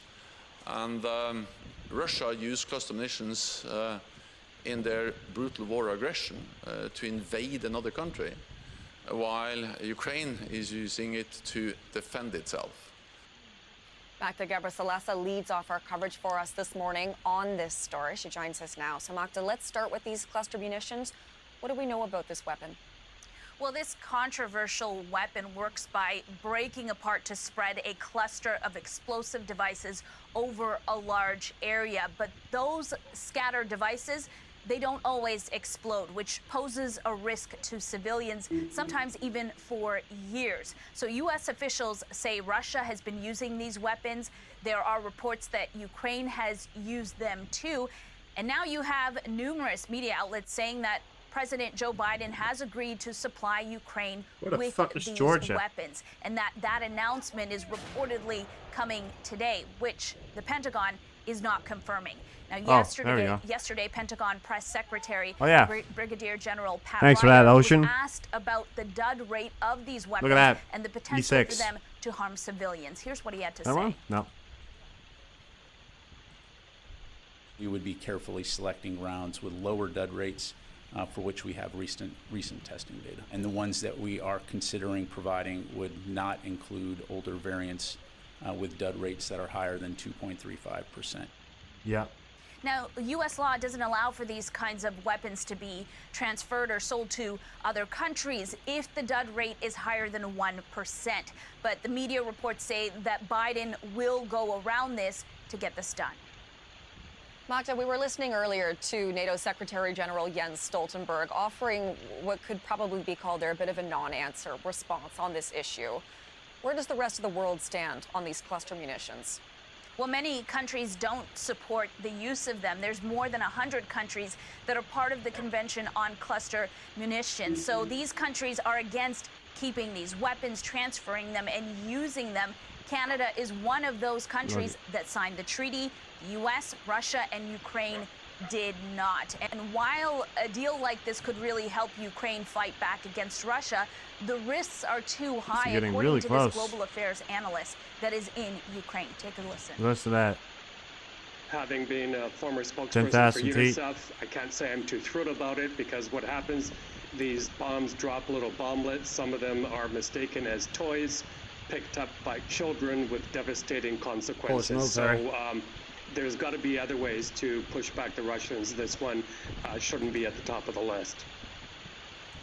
We know that groups like Human Rights Watch And there's got to be other ways to put back the Russians. We've just put forward a way to push back the Russians. Okay, but then I'm gonna say something else and get more votes and make people like me. So if I say something that the president has said that we shouldn't do, or that we should do, right? If I say something else, then people will like me, and I'll go against. These people don't give a fuck, guys. They act like they give a fuck. They act like they give a fuck if people are gonna send cluster ammunition. They act like they give a fuck. They say, oh, it's all about humanitarian decisions, right? You go back 2 years, these guys are saying, why don't we send these rockets to Ukraine? Why don't we do this? You know, and then 2 years later they go, oh, why did we send this? You know, you know, it's ridiculous. They do it every time. It's all for show. It's all for, especially guys like that, right? Sitting there in his suit saying, there must be other ways, you know? But, and then you know, they say, oh, we watch out for the civilians in Ukraine. Russia's been using cluster ammunition for a while. Now we're gonna give them. And then they say, oh, watch out for the civilians. You think the Russians, you think the Ukrainians are going to use it on the fucking civilians? Their civilians? Their civilians? No, they're going to use it on the Russian front lines. The Russians, goddammit. They actually have proper targeting. They can actually hit things that isn't 2 miles away, right? I mean, 2 miles from the, you know, I mean, it's so ridiculous. They do it every time. I mean, what's the fucking point, you know? Empty call sign. The tanker right there. Look at that. It's been refueling something down here. There's been I think what looked like a reconnaissance aircraft down here. The E3. The E3 was down here. I don't know if it's still there. I don't know if it's just got refueled right there. So, take a look at that. What's this guy doing? Buddy, you're getting too close to the border. Look at that, guys. Getting too close to the border. Anyways, that's the news of what they're going to be doing.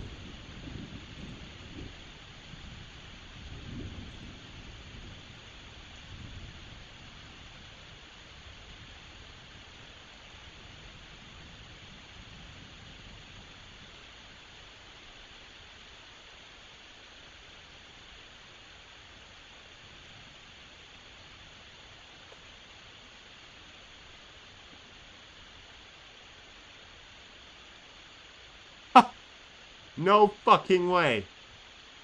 No. Oh, no fucking way. No fucking way. God, who? Who's that? Guys. No fucking way. That's Prigozhin. That's Prigozhin. No fucking way.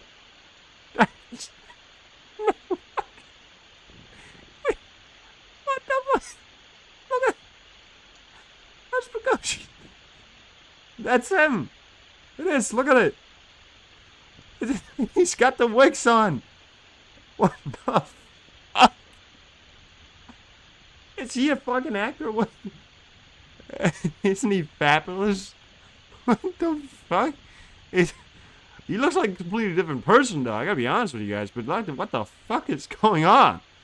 I gotta retweet this. What the fuck? Oh my god. Oh, that's Prigozhin. No fucking way. He doesn't have a beard. He doesn't have hair. That's his wigs. What the fuck? What the? I got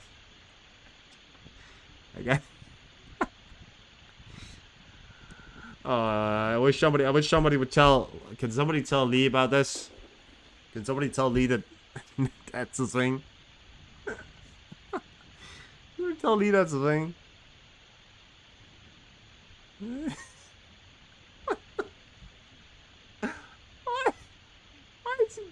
Why has he done that? Why has he done that? Why has he done that? And the best one, I think the best ones is that one. The best one is that one. Looks like a fucking MIT student. Oh, that one. Look at that. I think that's fucking comical. Oh my god, that's fucking. That's fucking comical. Oh god.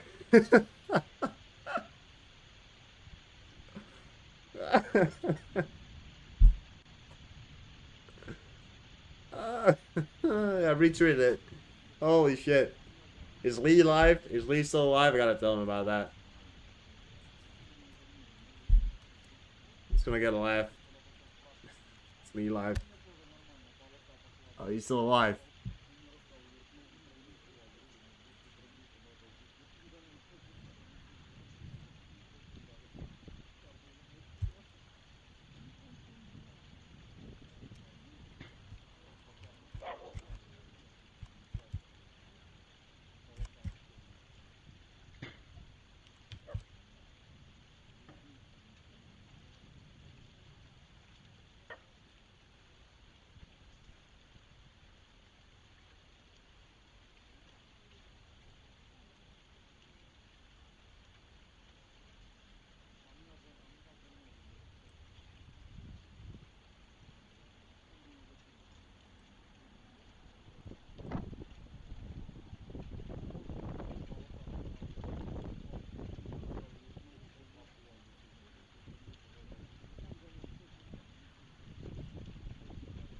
You live?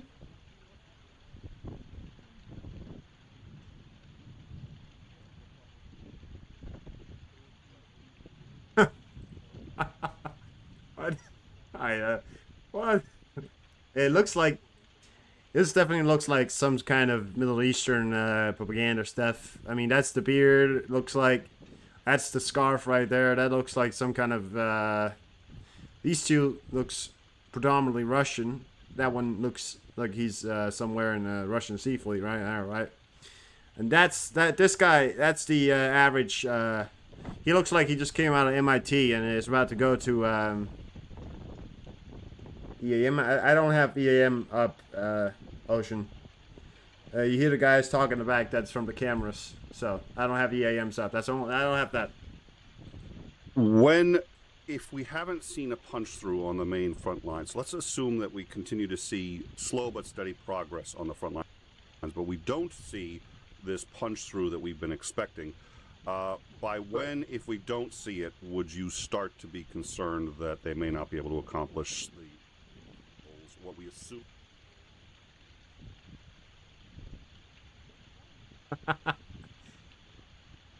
What?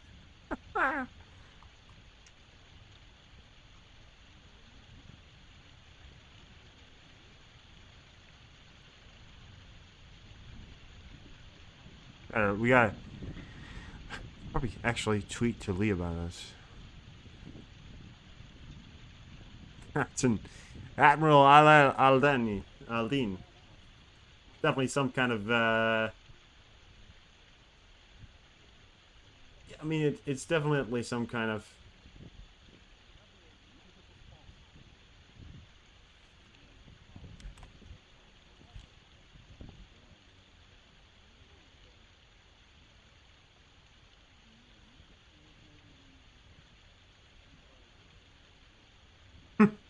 Now we know what the Wicks was about. We saw the video of them raiding his home, and now we know what the Wicks are about. I don't know what I have no idea what these pictures are from, or why he's wearing it, or why he's wearing a fucking wick. But apparently he's I think it's it must be some kind of, because he does a lot of role plays or something like that. I mean, you know. He must do a lot of role playing in his free time. I think he's an actor in free time. You know, this is him. This is him going to his Sunday role playing event on in his local D&D club.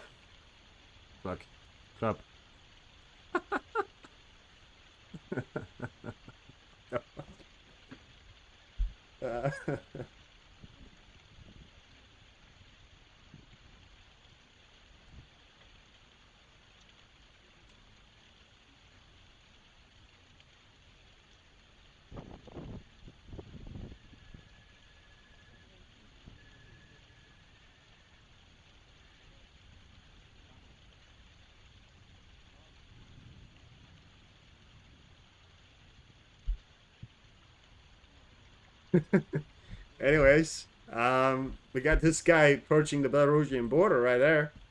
What's going on, little buddy? What are you doing? You're getting too close. Turn around, goddammit. That's definitely Porter's border guard right there. Getting very close.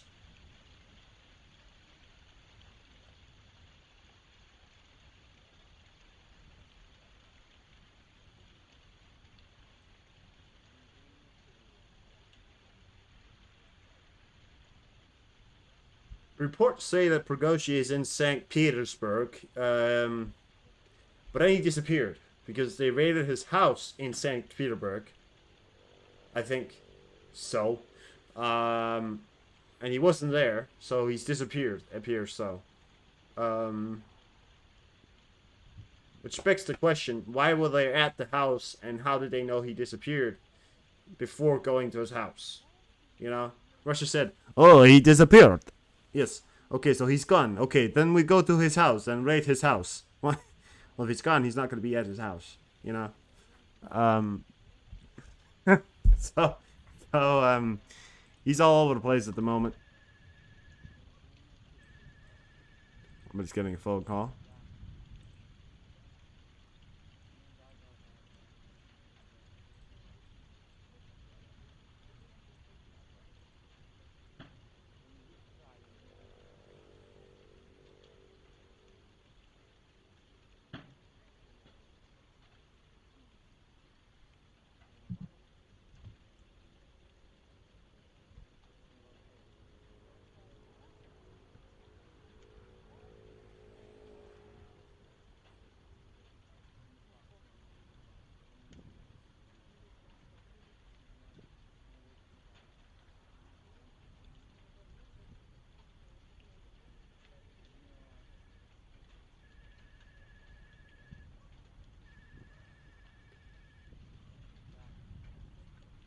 I retweeted it. I tweeted it to Lee, so maybe he sees it or not. It's something he has to see this. I don't know where he get these pictures from.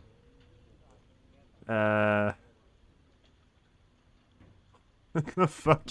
I like the caption. I like the caption right there. What the fuck is up with Prigozhin? What the fuck is up with Prigozhin? What the fuck is up with Prigozhin? I mean, he's a weird guy, right? I mean, generally weird guy.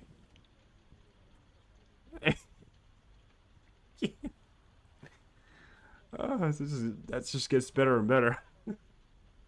He's the leader of the most advanced, you know. Got around great friend in the front chat room. Thanks, Jill. Yeah, thanks for stopping by, Ocean. Have a good time. Go rest or whatever you gotta do. Go do what you ever gotta do. You gotta do that. Good. That didn't make a sense. That sentence didn't make a lot of sense, but you got it. Yes, Lindsay, the plant as of the moment is completely safe. We have had reports of the water levels being safe at the moment, so the plant's functionability is completely safe. The only reason why it would go wrong is if Russia was to do something stupid. So, plant is at the cooling pond is at 16 meters, which is way above dead point. Reports earlier, about a month ago, said it was below dead point. But now it appears to have been gotten more water and has a more stable water. So it appears to be at a level of where it is stable. Did you just join, Lindsay? Did you see the pictures of Begroshi and his wicks? Because otherwise I'll show it again. It's a funny picture. You gotta turn around, buddy. You're getting too close to the border there, buddy. What are you doing, mate? What are you doing? Polish border guard getting... This guy's about to start a war.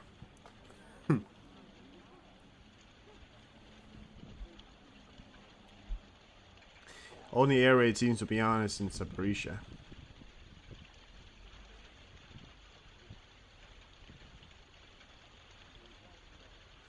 Here you go, Lindsay. That's Prigozhin in his wigs. They raided his house earlier and found a lot of wigs. This is him with those. I love the caption right there. What the fuck is up with Prigozhin? That's him. That's Prigozhin. Look at that. Fuck. What the? I can't get over it. It's so fucking funny. Yeah, I see no more. I'll leave it there. I'll leave it there for a second. You know, I didn't know if you get to see it. He looks like Justin. This is Justin Bieber right there. Yeah. That's Justin Bieber.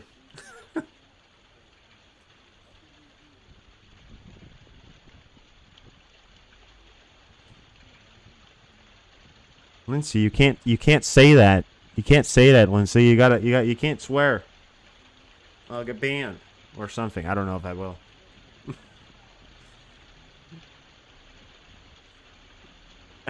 No, it's real, Lindsay. It's real. It's him with wigs on. It's not a filter. It's his wigs. They raided his house, found a lot of wigs in his house. It's real. This is not a TikTok filter, guys. This is not TikTok filters. This is real. This is real pictures of him having dressed up in wigs. It's not TikTok filter. He doesn't use TikTok. TikTok's not being used there. So, you know, all these are real. I'm not wig shaming anybody, D3. But, I am saying that this is... I'm not wig shaming, but this is not wig shaming, you know? This is not me saying, oh, it's... Why are you wearing a wig? You're a loser. This is me saying that a top Russian general of the mercenary army that's fighting against the war is doing dress-up nights in his house with wigs.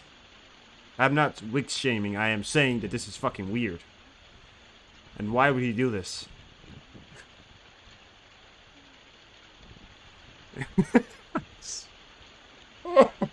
6 different families. Yeah, this is the IT dad. This is the we're never gonna see this dad again. We're not gonna see this guy again. This is the he's a good dad. He's gonna be home soon, right? He's the military dad. He's pretty frightened. He just something happened right there. That's the old guy. That's the old Bogosian right there. Yeah. I mean, did you guys see the videos of the there was a Russian top general that was doing he had a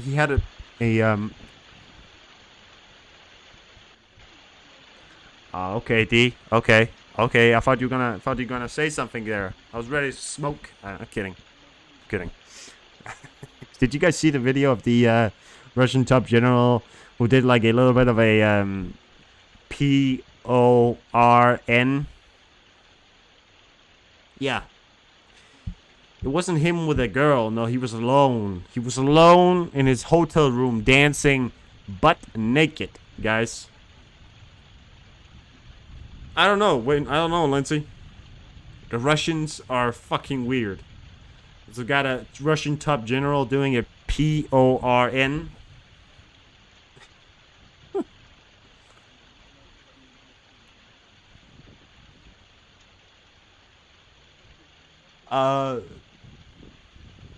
Like Sandy, you can't say that, man.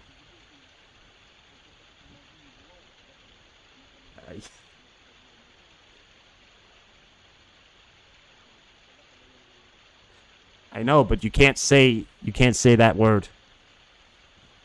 Because it means a lot. It means something, and I'm not gonna. You know what it means. So, but we can't say that word. That's because I think I'm gonna draw a line on words there. Sorry. Because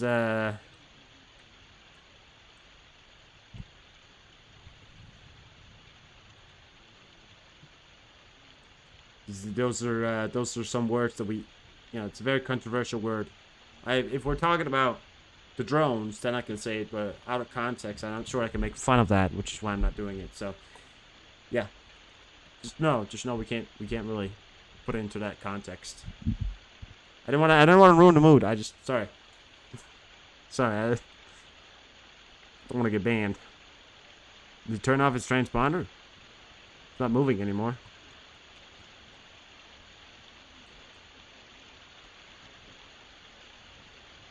Let's see if he's on flight server.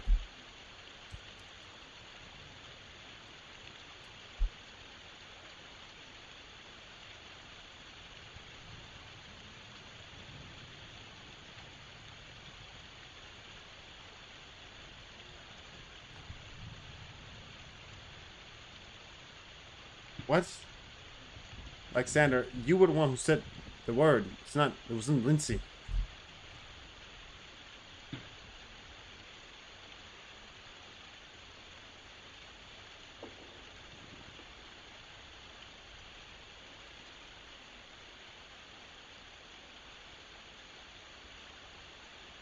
What?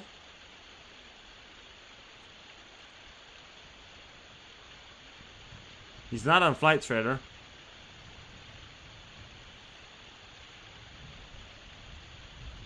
San is out at the moment.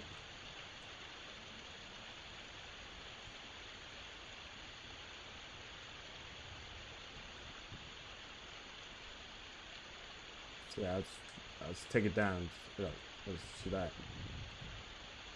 Can't be associated, sorry. With that.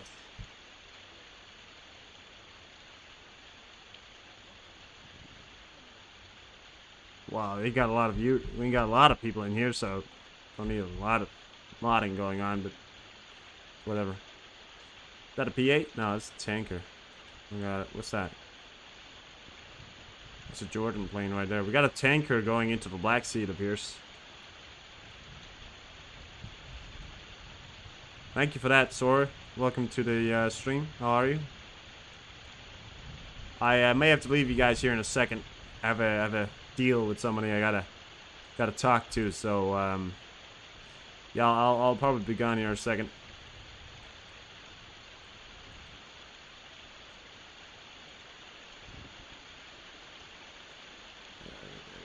All right. Well, you have a good time, Santino. Have a good time. Yeah, I think he turned off his transponder. That's weird. Where was he going? Oh, he's gone. Look at that. That is weird. Just fucking gone.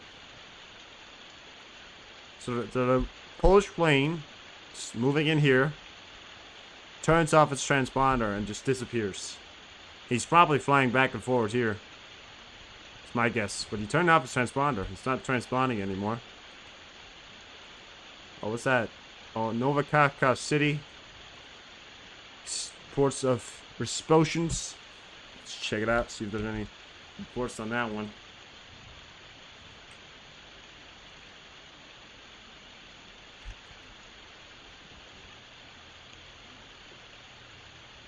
11 hours ago. That's not very recent, is it?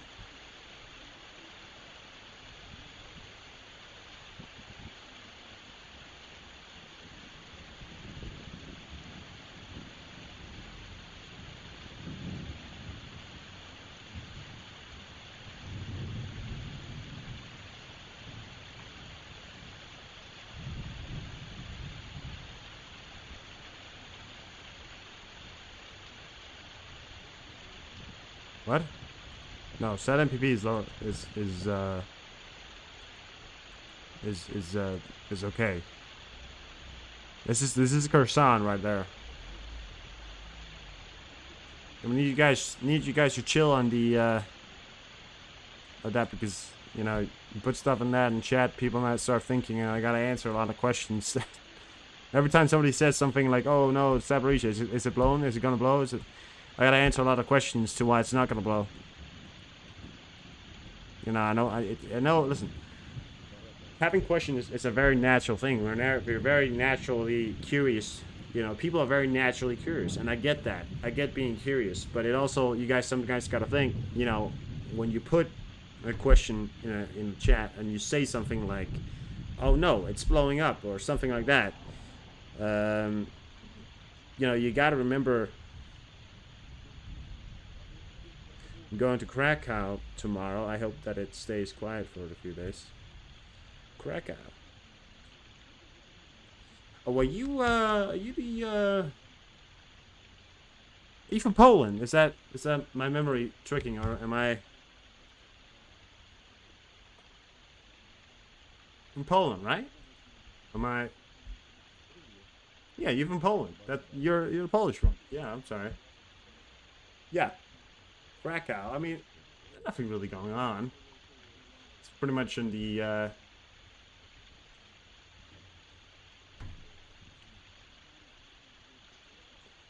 it's okay, but you know, you got to remember, every time you say something like, "Oh, it's gonna blow," or "It's gonna do something," some people might think that, you know. And we don't want to say that, because if you keep on saying like something, it's gonna blow, or something, you know, somebody comes in here who doesn't understand the situation, thinks, well, it's about to end. We wanna, you know, spread the truth. You're from Finland, you live in Poland, you're going to Krakow. Yeah, I mean, Krakow, nice city. It's not, nothing really going on in Krakow. So, you're thinking about the, yeah, I mean, it's probably gonna stay quiet. So, I mean, the latest from right now is that the plant is stable, very stable, and it's running at a maximal capacity, and it's doing good for now. The cooling ponds are stable, you know.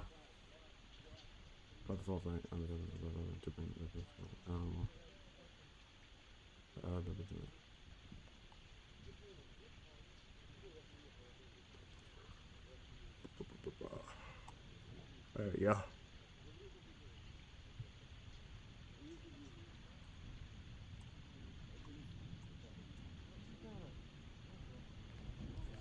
All right. Well, guys, I am gonna be leaving you guys now. Maybe live a bit later, but I'll see about that. Otherwise, you can catch me tomorrow. You guys have a good night. Things are stable, so not too much to report from now. The bigger news tonight was the cluster ammunition that is now being forwarded to Ukraine. So we'll have to keep an eye on that to track the use of those. This Polish border plane right here has just gone nuts. Maybe we'll see something about that tomorrow. But yeah, you guys have a good night, and I'll see you guys tomorrow. I'm going. I'm going to talk to someone. So I got somebody else I got to talk to, and I got to set up some stuff, and my life. I got a life on the sides, you know. So have a good time.